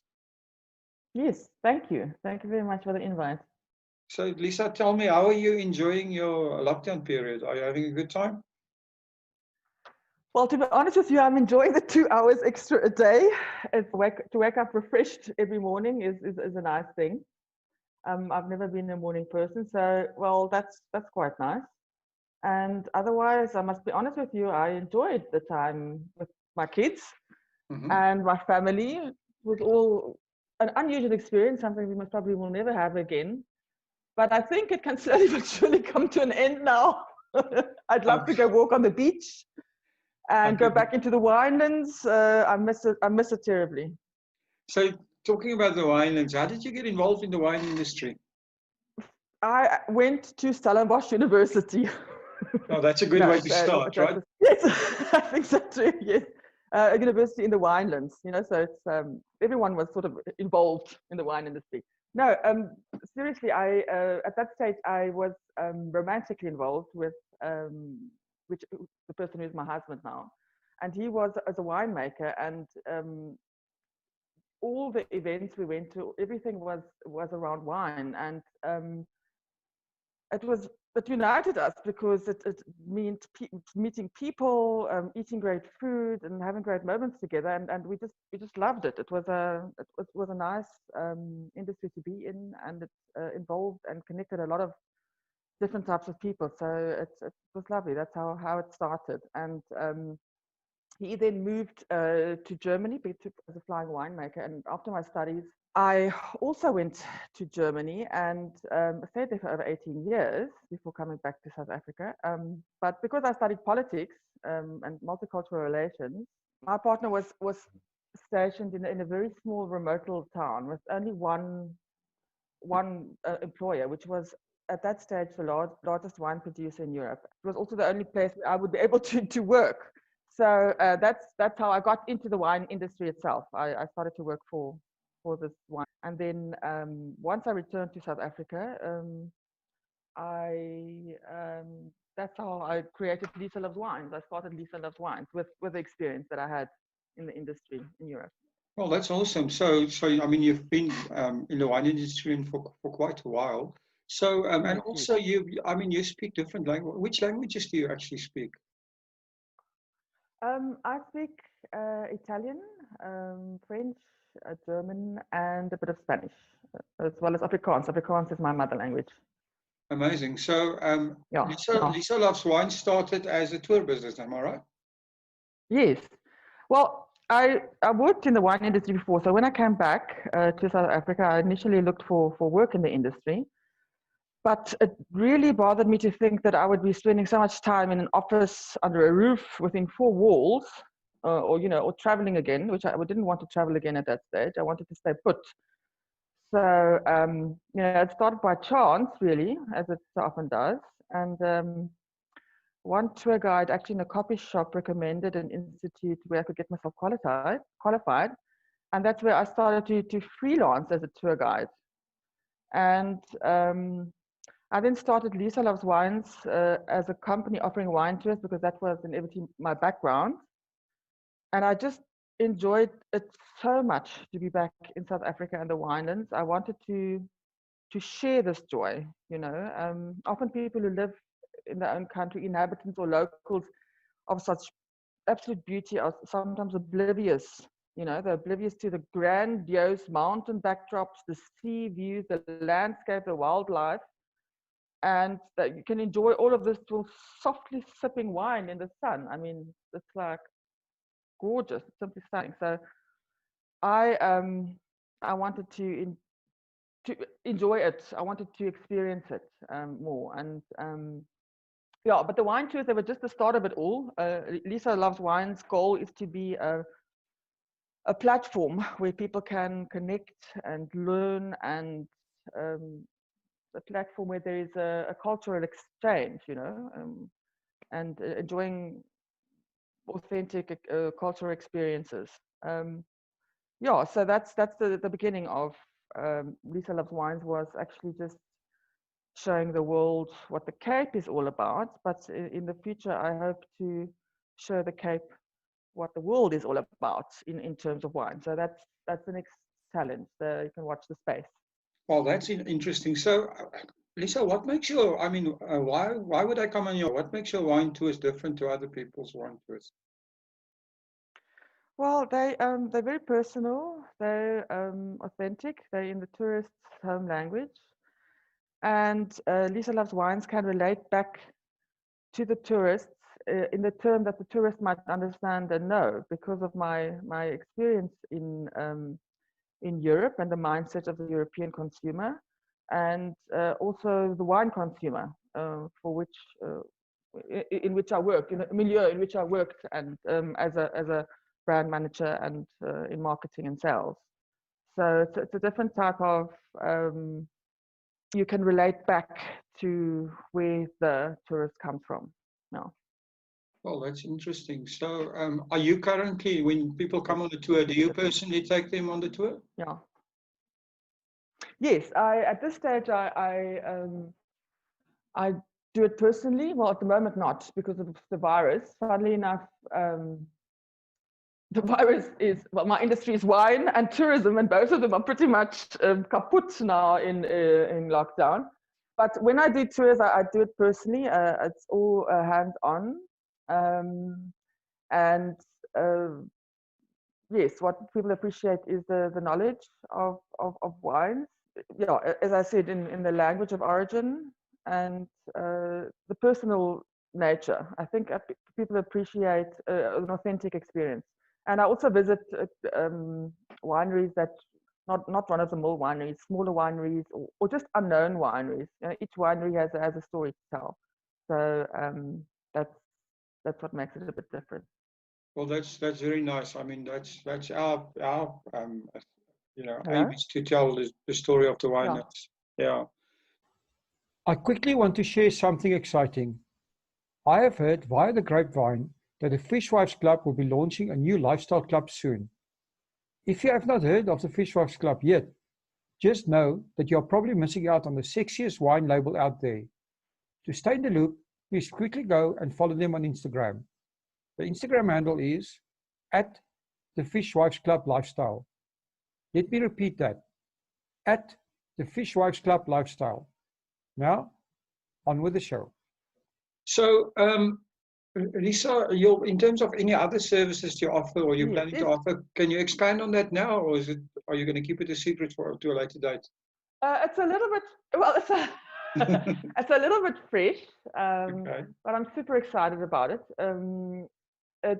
So I'm going to reveal it. I would like to offer a platform for other wines, you know, for people in Cape Town who are interested in wines. I find that there's a lack of accessible European and other world wines in South Africa, and I would like that will be my next project, because I'm literally sitting at the source of a whole network of producers in the world that offer wonderful value for money, and are unknown.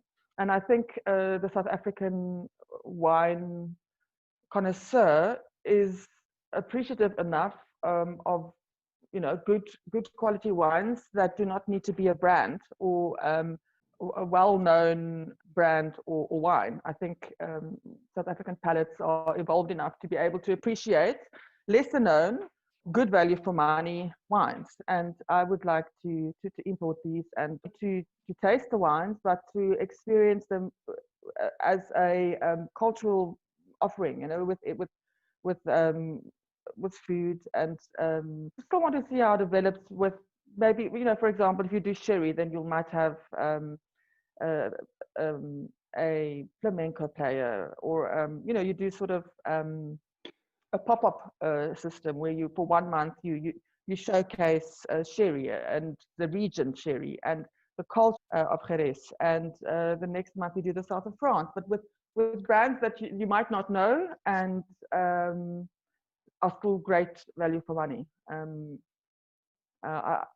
I look forward to partner with someone in the future and offer this right here, and especially now after Corona, where people might not be able to or do not want to travel to these countries, offering them right here, these experiences right here might be very interesting. I just wanted to ask you about that. I mean, I think it's a fantastic idea, and I wondered if you're planning collaboration with some local partners or even other producers locally. That I think personally that for somebody here in South Africa to appreciate their own produce and our own wines, we need to expand our horizons and taste other stuff as well. So yeah, I think that is absolutely a fantastic idea. Absolutely. Yeah. I have no with other individuals, yes, but not with wineries at this stage. No. Okay, that's because interesting. I would be strictly speaking not a competition to them, but it would also be interest. Well, funnily enough, the winemakers in the region, all the people, the producers in the region, they all import wines from all over the world to be able to benchmark their own product. Because that's the one thing that's missing in South Africa, is that we have in European countries, or in Germany, where I lived before, you have everything on offer. You have every country on offer, and the countries compete with one another on the shelf. Whereas here, we only have, generally speaking, South African wines, and I think people are open to new tastes and new backgrounds and new cultures. And it's just a question of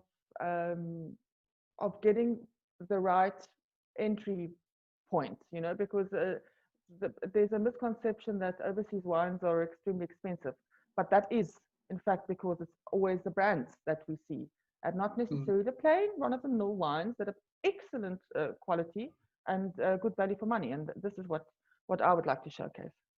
Well, that's amazing. So Lisa, as a wine tour guide, and also with your business, Lisa Love Wines, and your presence online, you're becoming an influencer in the wine industry. So if a wine producer or a wine estate is sitting there and thinking, I want to get more people to me, how do they get your attention? What do they need to do? It's so easy, all producers are unique. They all offer a story to tell, and I enjoy hearing all of them. The media platform is Instagram at the moment. I just enjoy the simplicity of pictures, videos, and a few words. And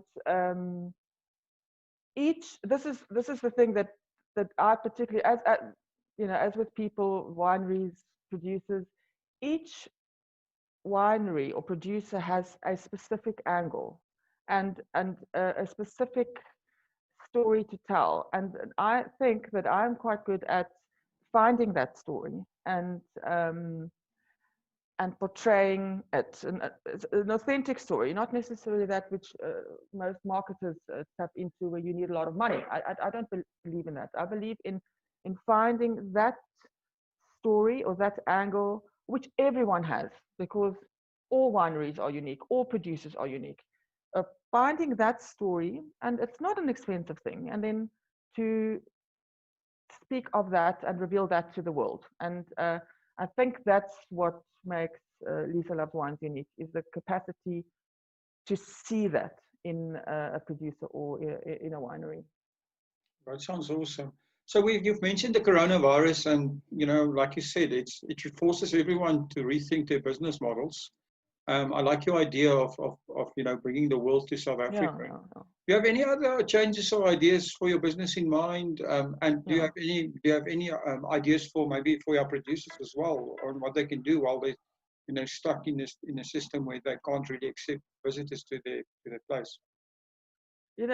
I think this is a wonderful opportunity to engage with your customers, with your public, in an interesting, well, as I always say it again, but in an authentic manner, to find your what is your unique offering, and that I find very important for all producers, is to find that and to showcase it. But the way that the world of tourism will change, at least, is that I think we're going to have to focus a lot on local tourism and engage our own people, and that's going to be important for wineries and producers to find a way how to attract them.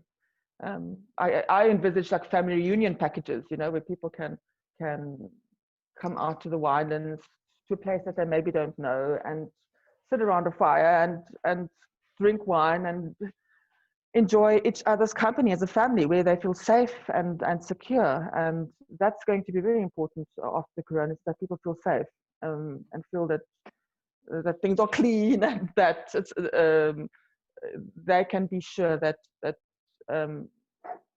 the chances are very small that they will contract the virus, because that's something that's on everyone's mind. Awesome. That sounds like a very good idea. So, Lisa, your wine journey has been interesting. So what is the most important thing that you've learned from your wine journey? That most people in the world have the same idea about life, love, and laughter. We can all sit around a table, enjoy each other's company, all of us, mostly. It's rare that people are utterly unenjoyable. All we need is a table and a glass of wine and a platform to connect. That's interesting. So on that note, can you give us your very own wine quote? Yes. Wine and vines are very much like people. Those that struggle or make an effort in life are far more interesting and have more character than those who do not. Awesome. That's my finding. Yes. That's very good. Lisa, if people want to get hold of you, how do they find Lisa Loves Wines? How do they find you?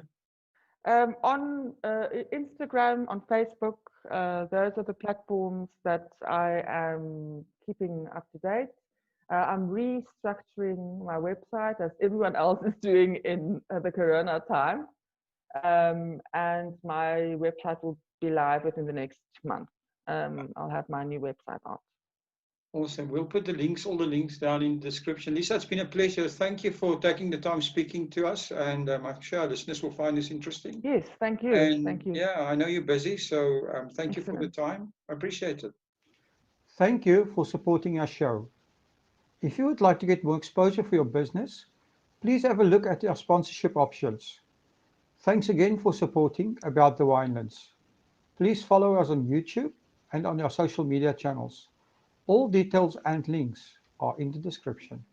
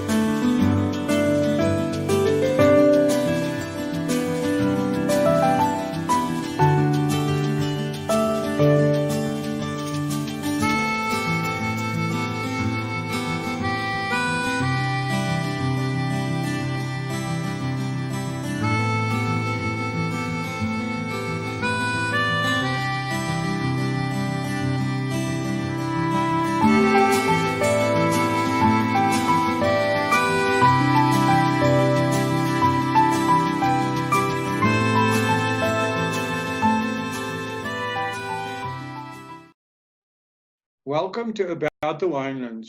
In this show, we'll be chatting to leaders, influencers, wine producers, restaurants, winelands businesses, and other role players. Sunday for our latest episodes. You will find us on YouTube, Facebook, Instagram TV, Google Podcast, Apple Podcast, and Spotify.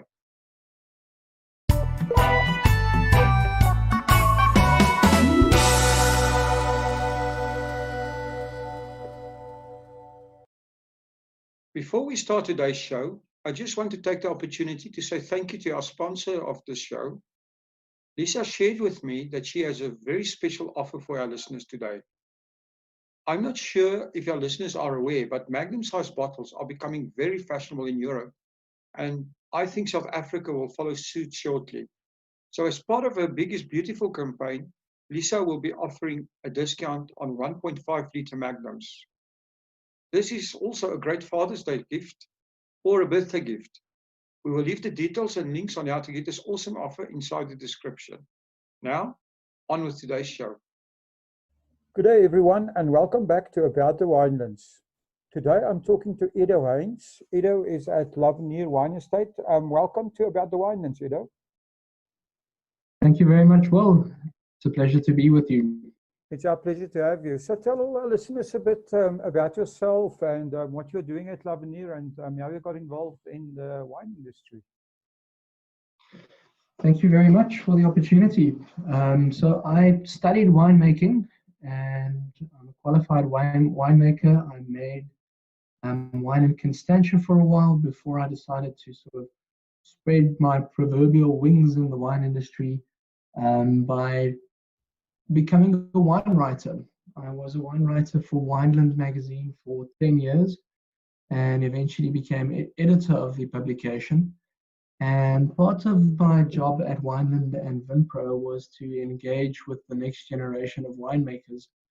And part of this was to every year take some of the young wine leaders on an overseas trip to a leading wine region. In terms of, or in order to get winemakers to engage with other industry leaders, to learn about the international trade, to perhaps see some winemaking techniques, and to basically come back inspired. And it's now 4 years ago, we went to the Loire Valley. It was a trip where myself and Charles Williams from the Toeren, Ati Lowe from Opstal, and Dirk Coetzee, the winemaker at Lavenier, went to the Loire Valley. And when I asked at Vinnie if Dirk can be part of this trip, they said, yes, no problem, it's perfect. In order for Dirk to go to the Loire Valley, they asked me to present a tasting in Paris for the Advini commercial team. And I did the tasting and it went well, and I was so intrigued by this dynamic organization with a really inspiring and young commercial team at the helm. And when I came back to South Africa, I realized that sort of sparked an interest in me to sort of delve into the commercial side of the wine industry. And that's when I made the switch from being a wine writer to getting into the commercial side of the wine industry and the marketing side of the wine industry. So today I've been at Lavenier for 3 years, and it's been an absolutely wonderful journey. Wow, that's amazing. So can you tell us a little bit of the history of Lavenier itself? Of course. So before 1990, when the estate was acquired by Mark Veer, and its name was changed to Lavenier. Lavenier was part of a bigger wine estate or wine farm, essentially, called Weltevreden. And when Mark Veer bought the estate in 1990, he's a Frenchman or a French-speaking Mauritian, and he came to this estate that he fell in love with, but he couldn't pronounce the name. So he said that this estate is his future, and he called it Lavenier, which means the future in French.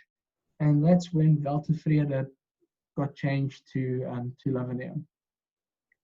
So Weltevreden is one of the oldest wine estates in Stellenbosch.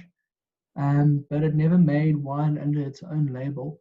And it's only since Mark Veer bought the estate that wine was produced under the name Lavanier. And that started in 1992.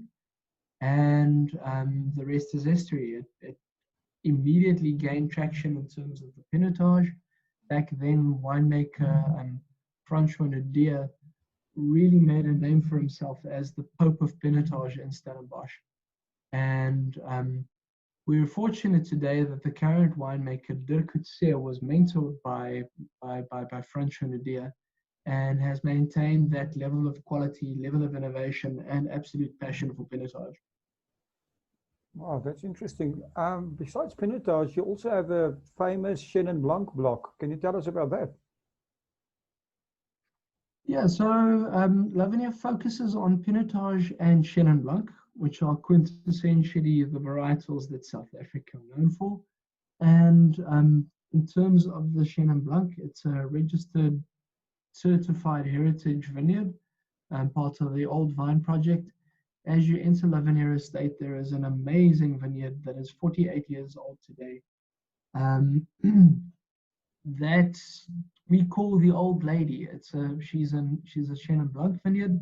She produces the most amazing grapes, and they have now they've now isolated the genetic plant material of this vineyard in order to propagate the clone and eventually make it available in 5 years' time in 2025, so that this same clone can be replanted.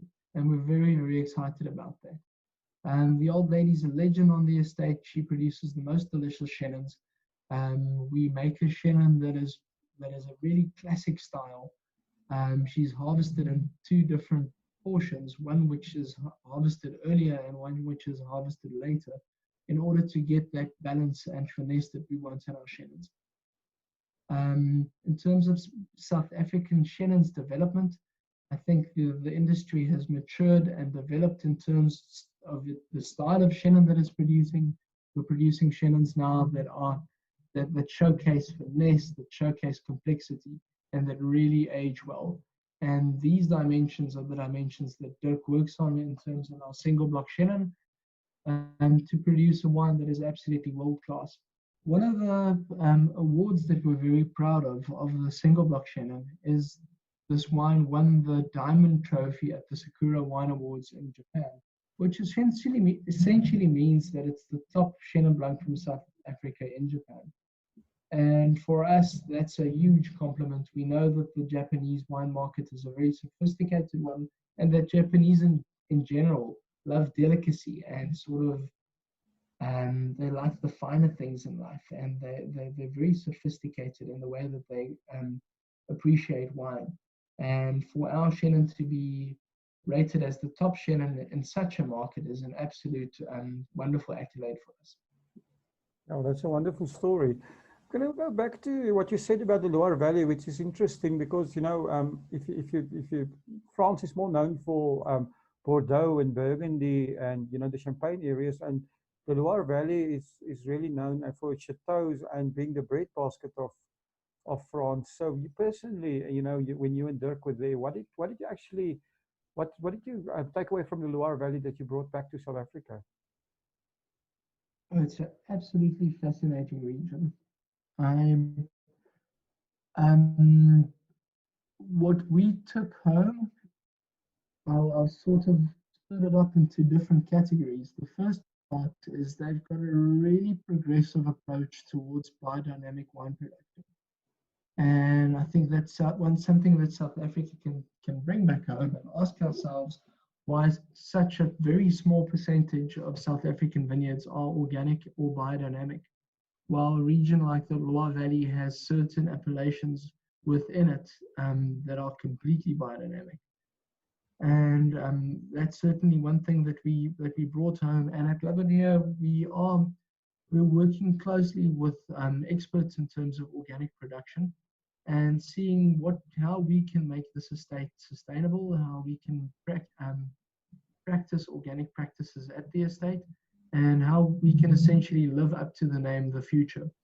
in order to keep our soils healthy, keep our vines healthy, and produce wines that are natural and hopefully one day organic or biodynamic.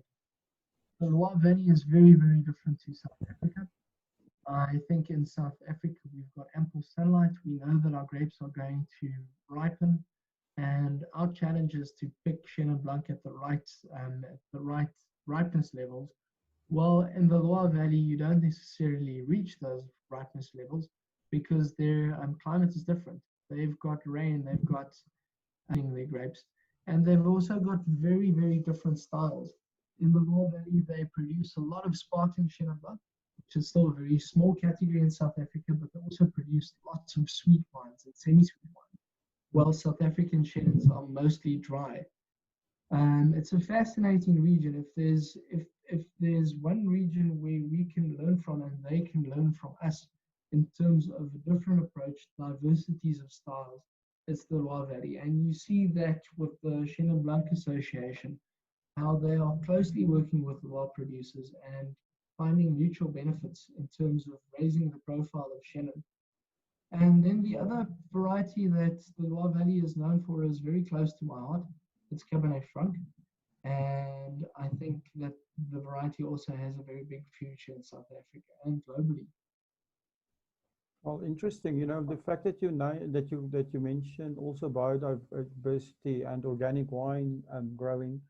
I think, and this is something I want to ask you because the name is apt. You know, the future, and the future of wine is in the hand of millennials, and you know, it's a different market. So, do you think? You know, what is your take on that? Are these things important to the millennial market? Yeah, I think even the current situation that we're in is it's a very interesting learning opportunity for the wine industry. And the way that wine is being sold is changing at a rapid pace, and the way that it is being presented is changing. We often use the phrase at Lavinier that authenticity is the new luxury. And millennials love authenticity in terms of stories. A story behind a vineyard. I told the story of the old lady, the Chenin Blanc vineyard earlier. That's more interesting, that bottle with the serious price tag. The luxury approach to wine is changing with millennials, and it's all about authenticity. It's about telling the story. It's about being true to who you are and what you're trying to present. And there are values at play, and there are associations at play, and most importantly, as I mentioned, characters and stories that become more and more important to the millennial market. And you have to be open and accessible and be able to listen and be able to respond to this market, which makes it very interesting, but we also see it as a massive opportunity.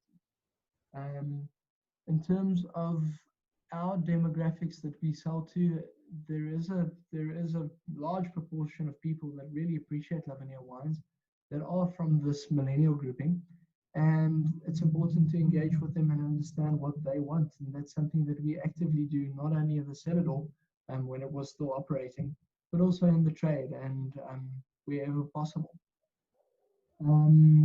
It's also, Lavinier is a pioneer of premium Provence-style rosés in South Africa.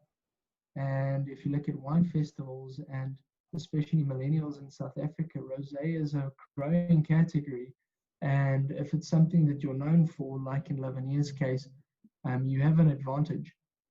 And if you look at our Glen Rosé, which is a high-end rosé, it's limited, it's from a single vineyard, and it has a wonderful story and unique packaging.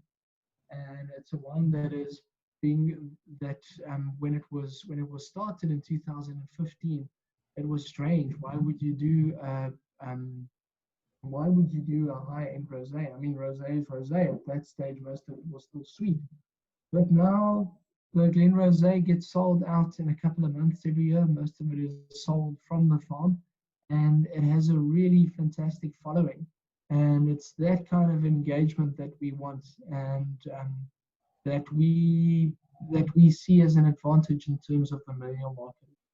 That's awesome. I mean, you mentioned authenticity, and you know, what in terms of any other things you can highlight about Lebanese and Dirk Coetzee's wine philosophy and winemaking philosophy? So Dirk's main passion in life is most certainly pinotage. He loves this varietal, and he loves it for different reasons. One of the things that he really tries to showcase at Lavanier is pinotage's versatility. If you think pinotage, you immediately think of a dry, full-bodied, big red wine. Well, Dirk's approach is that it can be showcased as a premium rosé. It can be shown as an unwooded red. It can be showed as a more feminine style, like the Provenance Chenin, but it can also be a big and full wine that is well structured and can keep for years and decades, like the single block pinotage. So Dirk's big passion is to showcase the versatility of this varietal and to show it in new ways, to show that the way that pinotage is being approached is new. We're planting it on new sites. At Lavanier, we've got trellised vines, we've got bush vines, we've got different angles, we've got different slopes, and we're trying to bring that diversity and to showcase the versatility of this variety. And Dirk grew up in Hoekville, which is very close to the Knysna Forest.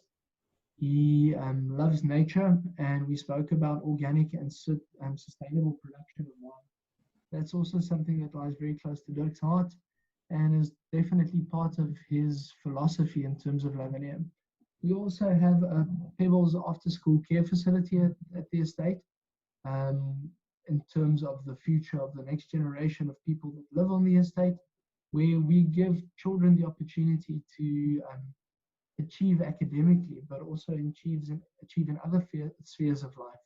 We've started the Lavanier Sports Development Academy, where the kids at the Pebbles After School Care Facility also benefit from professional coaching to get that bit of inspiration, to get exposure to sport, and to learn some of the fundamental aspects of sport, like teamwork and pushing through and sort of being able to decide your own destiny through sport as well.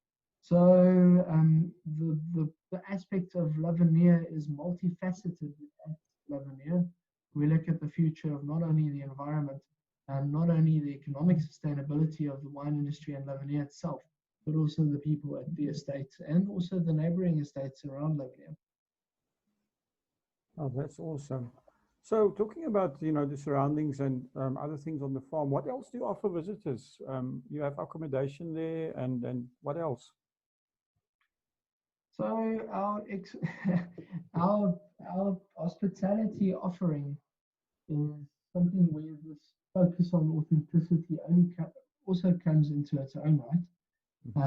We really have a fantastic cellar door experience where people are given a Chenin Blanc and pinotage experience that is second to none.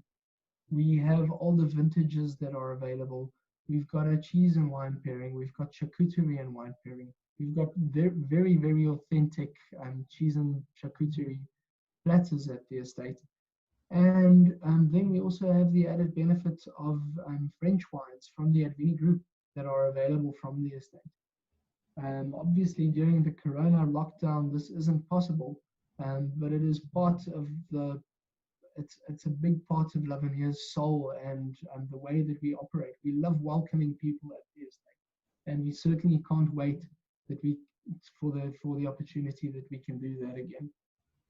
Well, I've heard that you guys have the best live music or the best music at your tasting and sales facility. What is the story there? Is this live? Is this just, do you have a good DJ? How did you get that reputation? I think it's a bit of a combination. Wine is about senses, and you have to have the right music. And our cellar door and experience manager, Ryan Breedenkamp, feels very strongly about the music that is played at Lavanier. But also occasionally we have live gigs where we have a variety of music on offer. Is on the wine of the estate, but if you have if you have the ambiance and the background music and just the entire experience of this beautiful, tranquil setting. So, well, that sounds awesome. Now, you mentioned the virus and our current situation. So, this is forced us to rethink our business models. So, do you guys have any changes in mind or new ideas?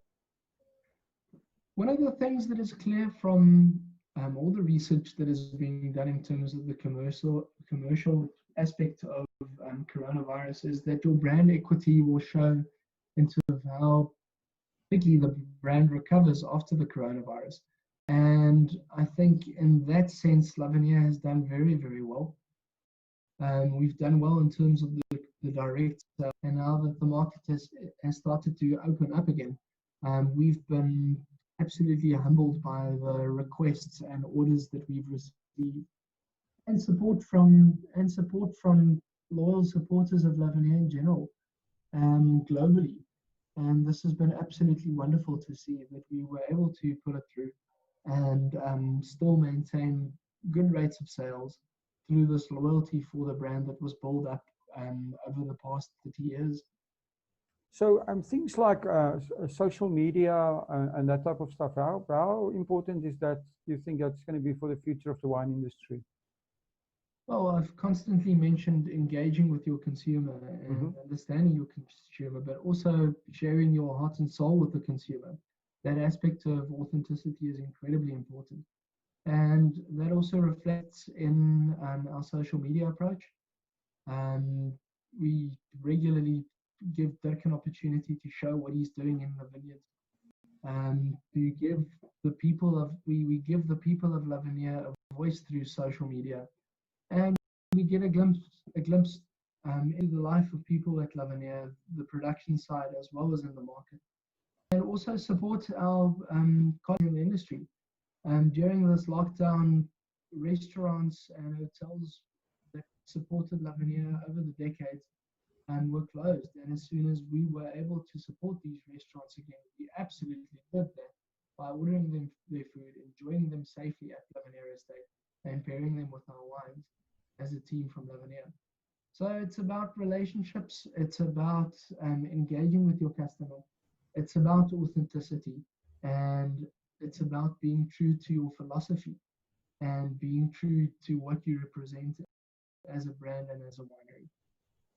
Well, it's nicely, which almost makes my next question mute, but I'll ask it anyway. What is the most important thing you've learned from your wine journey? We're an industry that is social. We're an industry that engages. We're an industry that sells a product that people enjoy. And enjoyment is so important. As long as you enjoy engaging with wine and engaging with people, the successes will follow, because people feel that positivity, people feel that energy, and they associate with that. And if you've got a passion for quality, you live your philosophy in terms of what you want to achieve with your wines, then you will be successful. And I've mentioned it a lot during this whole discussion, but if there's one wine quote that really rings true in the opinion, it is that authenticity is the reduction. You need to be true. You need to have a product that cannot be replicated, and that's where authenticity of something like a single range comes into play. And you need to be pioneering, push the boundaries, showcase that versatility of pinotage in Lavinia's case. Be a pioneer of premium pinotage rosé. Why not? And we've got a few other very, very exciting projects in the cellar at the moment. Never stop dreaming. Push that envelope and make the ability to reinvent yourself part of how you continually, part of sustainability, essentially. That's awesome. So I've heard from Lisa Loves Wines whispered in my ear that you guys are doing a Biggest Beautiful campaign on your MCC and Pinot. Can you tell us a little bit more about these wines? Yeah, well, gaan groot of gaan huis toe, né? I'm a massive fan of Magnums. I think the way that wines mature in magnums is just incredible, and we've seen growth in the interest in magnums, and especially on special occasions. Father's Day is coming up, and when restaurants were still operating during Father's Day, we had a special where wines by the glass, in terms of our provenance pinotage, was poured out of the magnum. And it just feels different. It feels grand. It feels impressive. And with the mature, the different way that wines mature in magnums, I think it's just an awesome way to sell wine and a category that is growing. And we're very, very glad to be part of this initiative to showcase magnums. That's awesome. I hear that it's a big growing trend in Europe as well, to take magnums to parties, and the magnum sales there is becoming very fashionable. Yeah, not only in consumption at home, but also at restaurants.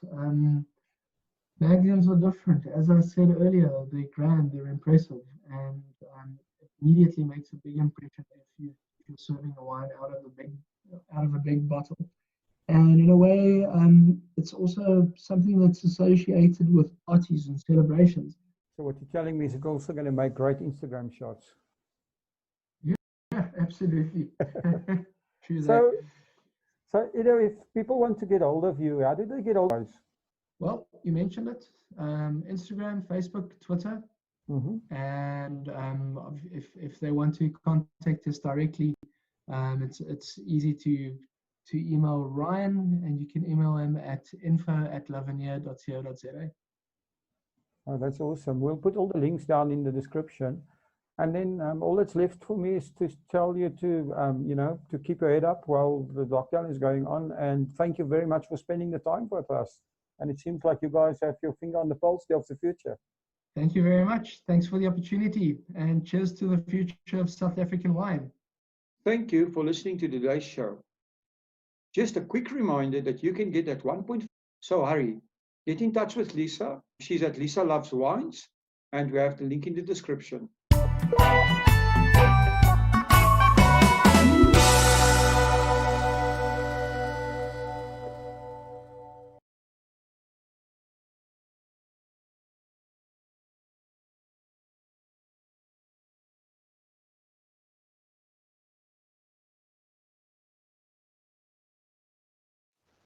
Welcome to About the Winelands.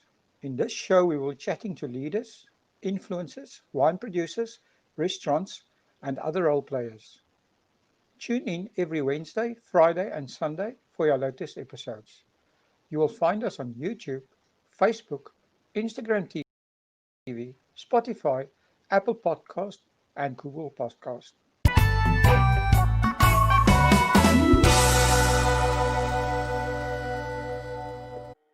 Hi everyone, and welcome back to About the Winelands. Today I'm talking to Rudolf Steenkamp from Haskell Vineyards. Hi Rudolf. Hi. How are things going there at Haskell Vineyards? Well, considering the situation, we have good weather. It's getting colder, which is great. You can already see the vineyards are going into their sleep. Currently busy in the vineyards, doing a bit of field work, getting some cover crop seeds in. And yeah, that's pretty much it. Not much going on in the cellar now, just waiting for everything to go through malolactic fermentation and getting the last bit of wine into barrel. And then we just wait and see what's going to happen. Fortunately, wine is used to waiting, right? So we just have to be patient. Yeah, that's true. Rudolf, tell us a bit about yourself and how you became involved in the wine industry. Yeah, so I grew up in a small town in the Garden Route.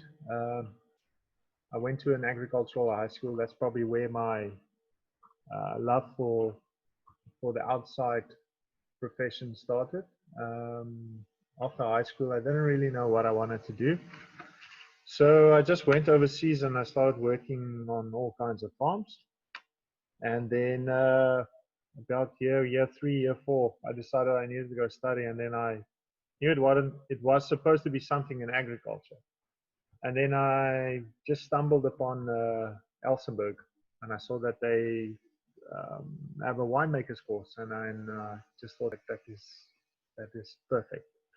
And I enrolled, and I actually really enjoyed what I was learning and stuff. And yeah, that's pretty much how I got into the wine industry. Is Australia, obviously in France, and quite a few harvests here in South Africa at a few wineries. Got lucky in 2004 as assistant winemaker, and stayed there for a year. And then applied for a job at Grootconstantia, and I got that, and I stayed there for 4 harvests. Wow. Yeah, and yeah, and then got this opportunity here in mid 2018, and took that on now. So yeah, here I am at Haskell. Oh, amazing. So talking about Haskell, Haskell has quite a bit of history as well. Can you share a bit of the Haskell history with our listeners? Yeah, so the owner, Preston Haskell the fourth, he's from America, and he bought this farm in 2002. Total of 20. This farm's name first was Dombeya, and it's because of all the wild pear trees that grow around the main house. They had a wool shed here, and they spun the wool here, and they had citrus. And then when Preston bought the farm, he pretty much ripped everything out, all the citrus, took the wool shed down, built a cellar, and started planting vines. And yeah, it's quite renowned to produce top. That's awesome. So what can a guest experience when they're visiting the estate? It's right smack in the middle of all these big, very popular farms in the Helderberg. What the guest can experience here is something very unique, very special, I would say. It's we're not as busy as the rest of the tour. It's not as touristy, so when you get here, there's always space for you. You know, you don't feel like you're cramped in a place, and you can pretty much have a 360 view of the whole, you know, Valspy surroundings. We've got a restaurant and guest houses and all those things. Yeah, I see that you offer accommodation on the estate. How much guest space do you have? So accommodation-wise, we've got two types of accommodation. They're both self-catering, fully equipped kitchen, free Wi-Fi and DSTV. Winter is excellent to be here. You know, we've got amazing fireplaces inside, so you can be snug as a bug. And then obviously a lot of red wine will sort you out as well. Yeah, and look, it's very secluded. It's quiet here. There's a lot of wildlife here. On average a day, I see at least 2 to 6 pairs of fishing eagles all soaring above the estate. So there's a lot of bird of prey here. You know, a lot of buck in the wintertime when the grass starts to grow. And yeah, and the occasional leopard does come around, but they usually stay away. Oh, well. So you also, your restaurant, Long Table, is quite well known. You know, and can you tell us a bit more about what Long Table offers? Yeah, so Long Table has been here for a while now. In 2017, the farm took over and revamped it completely. It's a great place if you really like unpretentious, flavorsome food. The chef now is Coronel Mini, and she's really talented. I mean, she makes probably some of the best pork bellies that I've ever tasted in a while. Awesome. You know, and we took care and attention to detail. We make sure that the foods pair well, or the wines pair well with the food, and vice versa. So they kind of, you know, it's a bang for buck as well. You know, if you really like proper food and you don't want to pay too much, then this is definitely a place to be. And absolutely breathtaking views, especially if you sit outside, you know, under the beautiful indigenous trees that we have. You know, it's something different that we offer that's not around here in the Helderberg. Also important, you know, that you as winemaker and the chef and food pairings work together as a team on that. Yeah, no, definitely. So when we do a new menu, which happens, I think, every quarterly session. Summer menu, winter menus, and then also for special events like Valentine's Day and all those type of things. Then we actually sit, and then she says, well, she wants to do this and this, and then she prepares the meal, and then we actually try it with our whole range and see what works best with it. So it's not just something, okay, this looks like it works with Chardonnay, because sometimes it really doesn't. And a red wine will work with this dish where you didn't really think about it. Yeah. So yeah, we take quite pride in that. Well, that's excellent. So tell me, weddings and events. This is something that you also have on your website. Do you have other events besides weddings? Yeah, so we do birthday parties, corporate functions, year-end functions, gala dinners, prestigious award functions, you name it. We can cater for all of those things. Weddings obviously is top of our list because of the setting that we have. It's absolutely stunning here, and we've got the two guest houses, that can accommodate the bridal party and the, and so forth. And also we can sit about 100 guests, so it's not a massive place. And the kitchen can handle all these people and still make excellent meals for a pretty good price point. Um, I had my wedding here 2 years ago in May, in the middle of winter, and we just popped up a tent on the picnic area, and it worked out perfect. Summer and winter weddings here. It's both are amazing times to have it. Oh, that's amazing. Just a quick interruption, but I do need to remind you that we are currently in a very difficult time. The South African government has set up a fund where businesses and individuals can donate to support our country through this crisis. Go to the website now and add your small donation: www.solidarityfund.co.za. Please join us all in the fight against COVID-19. That is at www.solidarityfund.co.za. Now, let's get on with the show. So to the important stuff, Rolf, tell us a bit more about your wines that you're producing and also your winemaking philosophy. Okay, so red is king here. So we produce the classical varieties that's around here: Shiraz, Cabernet Sauvignon, Cabernet Franc, Merlot, and Chardonnay. So those are the few grape varieties that we have. We definitely focus more on the Cab and the Shiraz, and as well on the white side on the Chardonnay. These are the most renowned ones on our farm.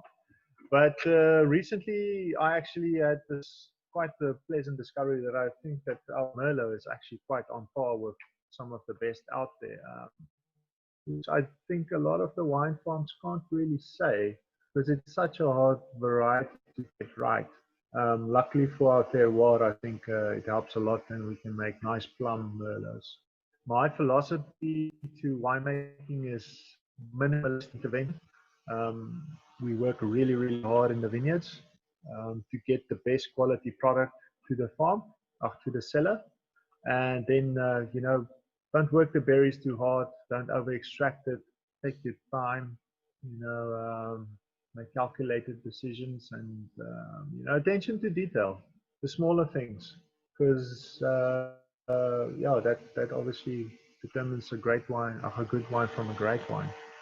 Our oak regime is quite low.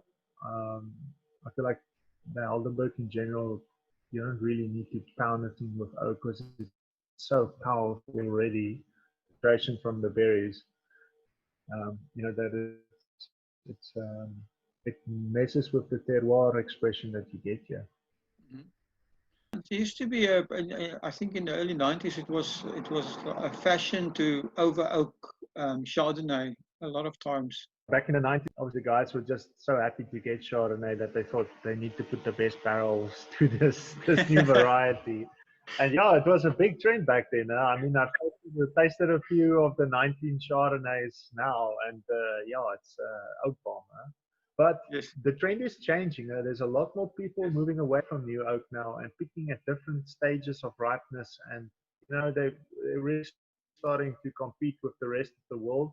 Not that they haven't, but I mean like they're starting to perfect their specific style expression that they want to achieve. The amazing thing about wine, right? You can really, it's such it's not a static art. It's something that expands. It's expansive all the time. Yeah, it's just evolving every time, and there's new markets out there, and I won't be surprised that something after this whole thing will come, something new will come out. Amazing. So, where are your wines sold? Are you exporting any of your wines? Yeah, we do. We export quite a bit to Europe, predominantly Germany, but we do Sweden and Austria and so forth. We're currently not in England. We have Moscow. We got it imported there, and we're almost there in China now. Locally wise, yeah, we do have a few top restaurants that have our wines, but the best way to get our wine currently is just to go online and order right from the website, and then we can drop it off at your house. I see that you have a wine club. So can you tell us a bit more about that? It's got quite a lot of advantages.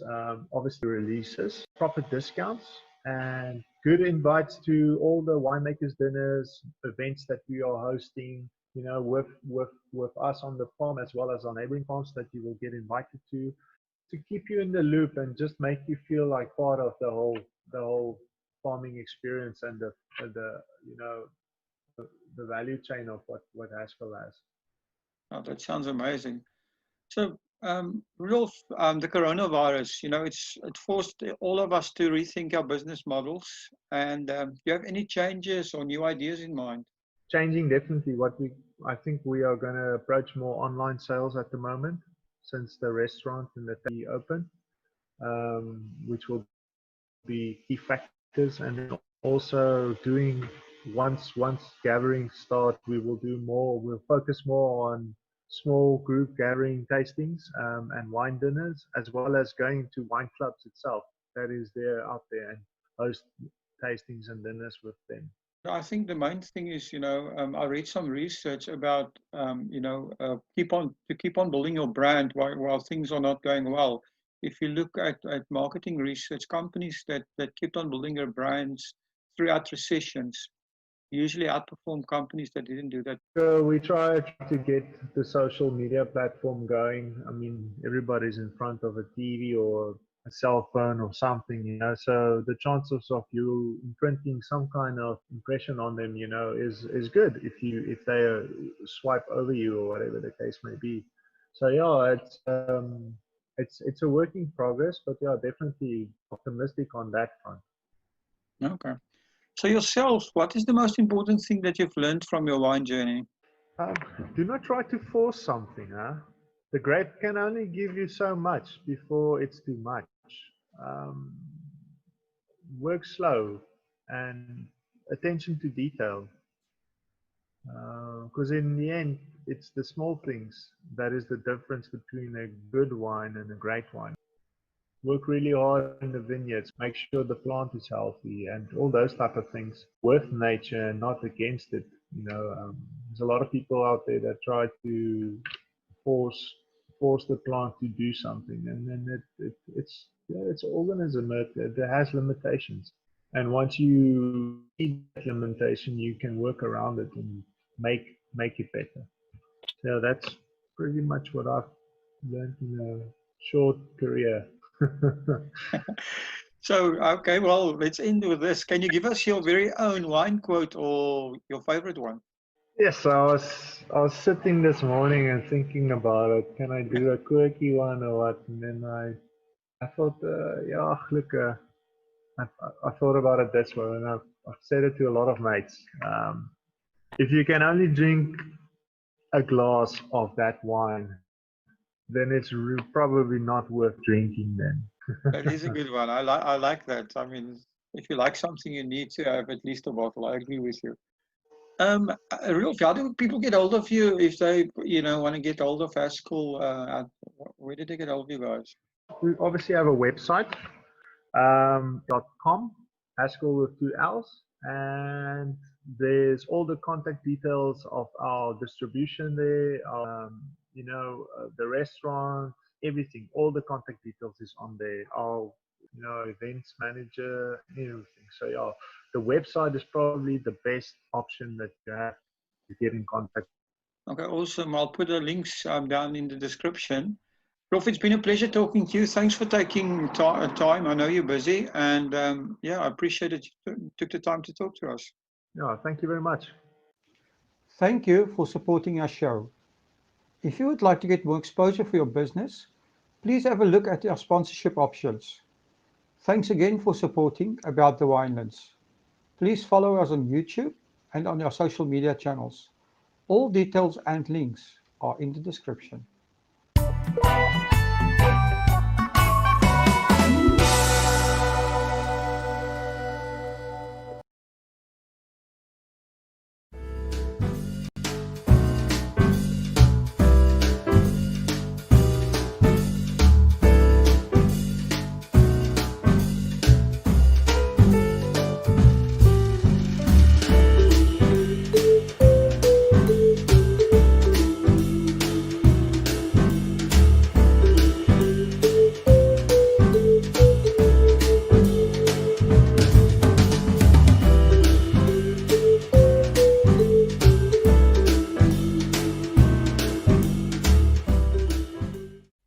Hello everybody, it's Dr. Peter, the Cape Wine Lover. Welcome, hello. Today is the first time I'll be doing my live wine tasting. I'm so excited.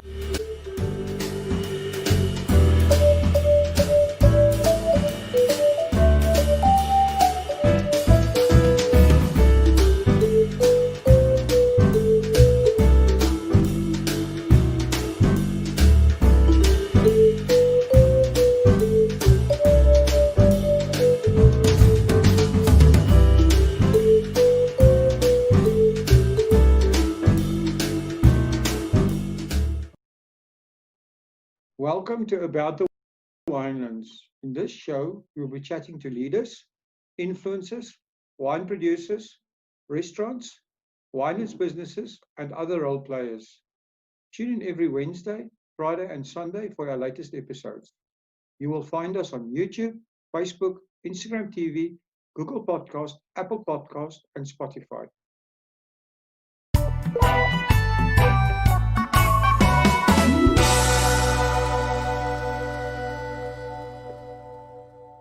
Good day, everybody, and welcome back to About the Winelands. Today I'm talking to Arco Laarman from Laarman Wines. Welcome to About the Winelands, Arco.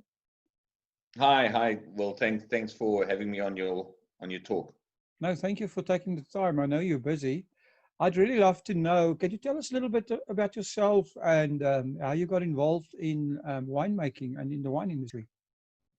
Look, funny enough, I'm not actually not from the Cape. They're not Capies, but I was born up in Joburg, in Roodepoort, and my brother was a Navy diver. We used to come on holiday a lot down to the Cape as a family when we used this flat. And towards the end of our school holidays, obviously, it's family outings.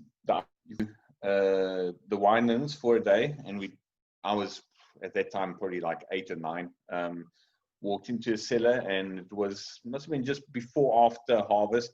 You can get a typical. And, I looked at this and never knew of it as a career choice. Even more so when I went back to school up in Joburg, and they didn't even know what it was. They thought winemakers were just like mechanics that work in the background.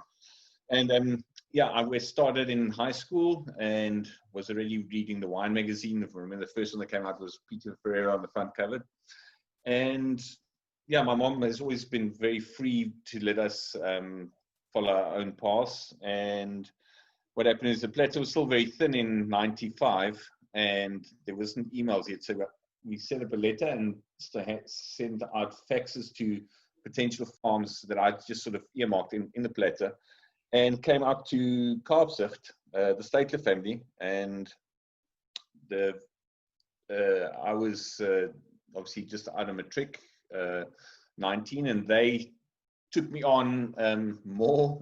It was actually Ingvild, Dani's wife, that sort of pushed me more as help for Dani. Dani Senior had never had anyone before, and I then took a job there more as eyes for people stealing wine out the cellar.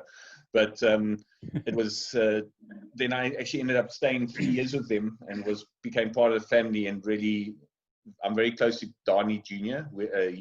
We sort of brothers from another mother type thing, because he was in standard 7 or 8 when I met him. And when he realized that as a winemaking family, he took it for granted almost that you're born in this industry.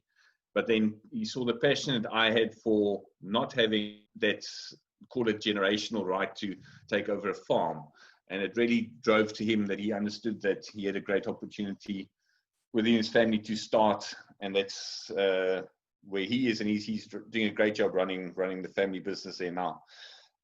Spent 3 years with them, and then worked for a mobile bottling company. Was very interesting. Got to meet a lot of different farms that you would not have necessarily have known from. That's how I met David from Glencarlo. They didn't have a bottling line at that time, and he sort of offered me a job after seeing how I worked on the line and that. And I was a little weary. I said no the first time, and then did a bottling again with him, and he sort of pressed again, and it's like, well, and I said, okay, well, let's go for it. So then I actually, before starting at Glencarlo, which was middle of '99, I then went to and part of the Glencarlo group in those early years and did a harvest there. And then started at Glencarlo in 2000, and then did vintages in Australia, France, Germany, and Austria over the couple of years. And then Glencarlo started. David Finnis, and the whole farm was sold in the the mid 2000s, and then David left in 2009, and I took over his head, continued there until 2016. The reason I left Glencarlo was I'd been there 17 years. It was like almost part of the furniture, and I decided if I don't do it now, I'll regret it. So I decided to start my own company, which was when I started Lahman Wines. First vintage was 2017. So I finished at Glencarlo end of 2016, and Lahman Wines is still, it's only year 3 now. But that's where I am. So I buy wines from different regions. I'd only worked with Paarl grapes for so many years that it was now time to say, well, let's try and do Chardonnay from a cooler climate. There's a couple of independents that are multi-regional, which is also interesting, and it gives you a bit of diversification of working with a specific variety in a different area. Wow, this is interesting. So I just want to know, Arco, you knew from a young age that you're going to be in the wine industry. At what age did you start drinking wine? It's funny. My parents were not big wine drinkers. My heritage is Dutch. Arco is obviously an unusual name. It's sort of a mix from Arco and Arno. Then Lahman. There's not many Lahmans in the country, but the interest I had actually sort of made interest in my parents, so that they live up. They moved to Cosmos in Hartbeespoort Dam. They've got a beautiful guest house there. They actually literally put a cellar into the mountain for the guests, but for myself to play a bit. And yeah, I didn't actually drink a lot of wines until I started at Kaapstad.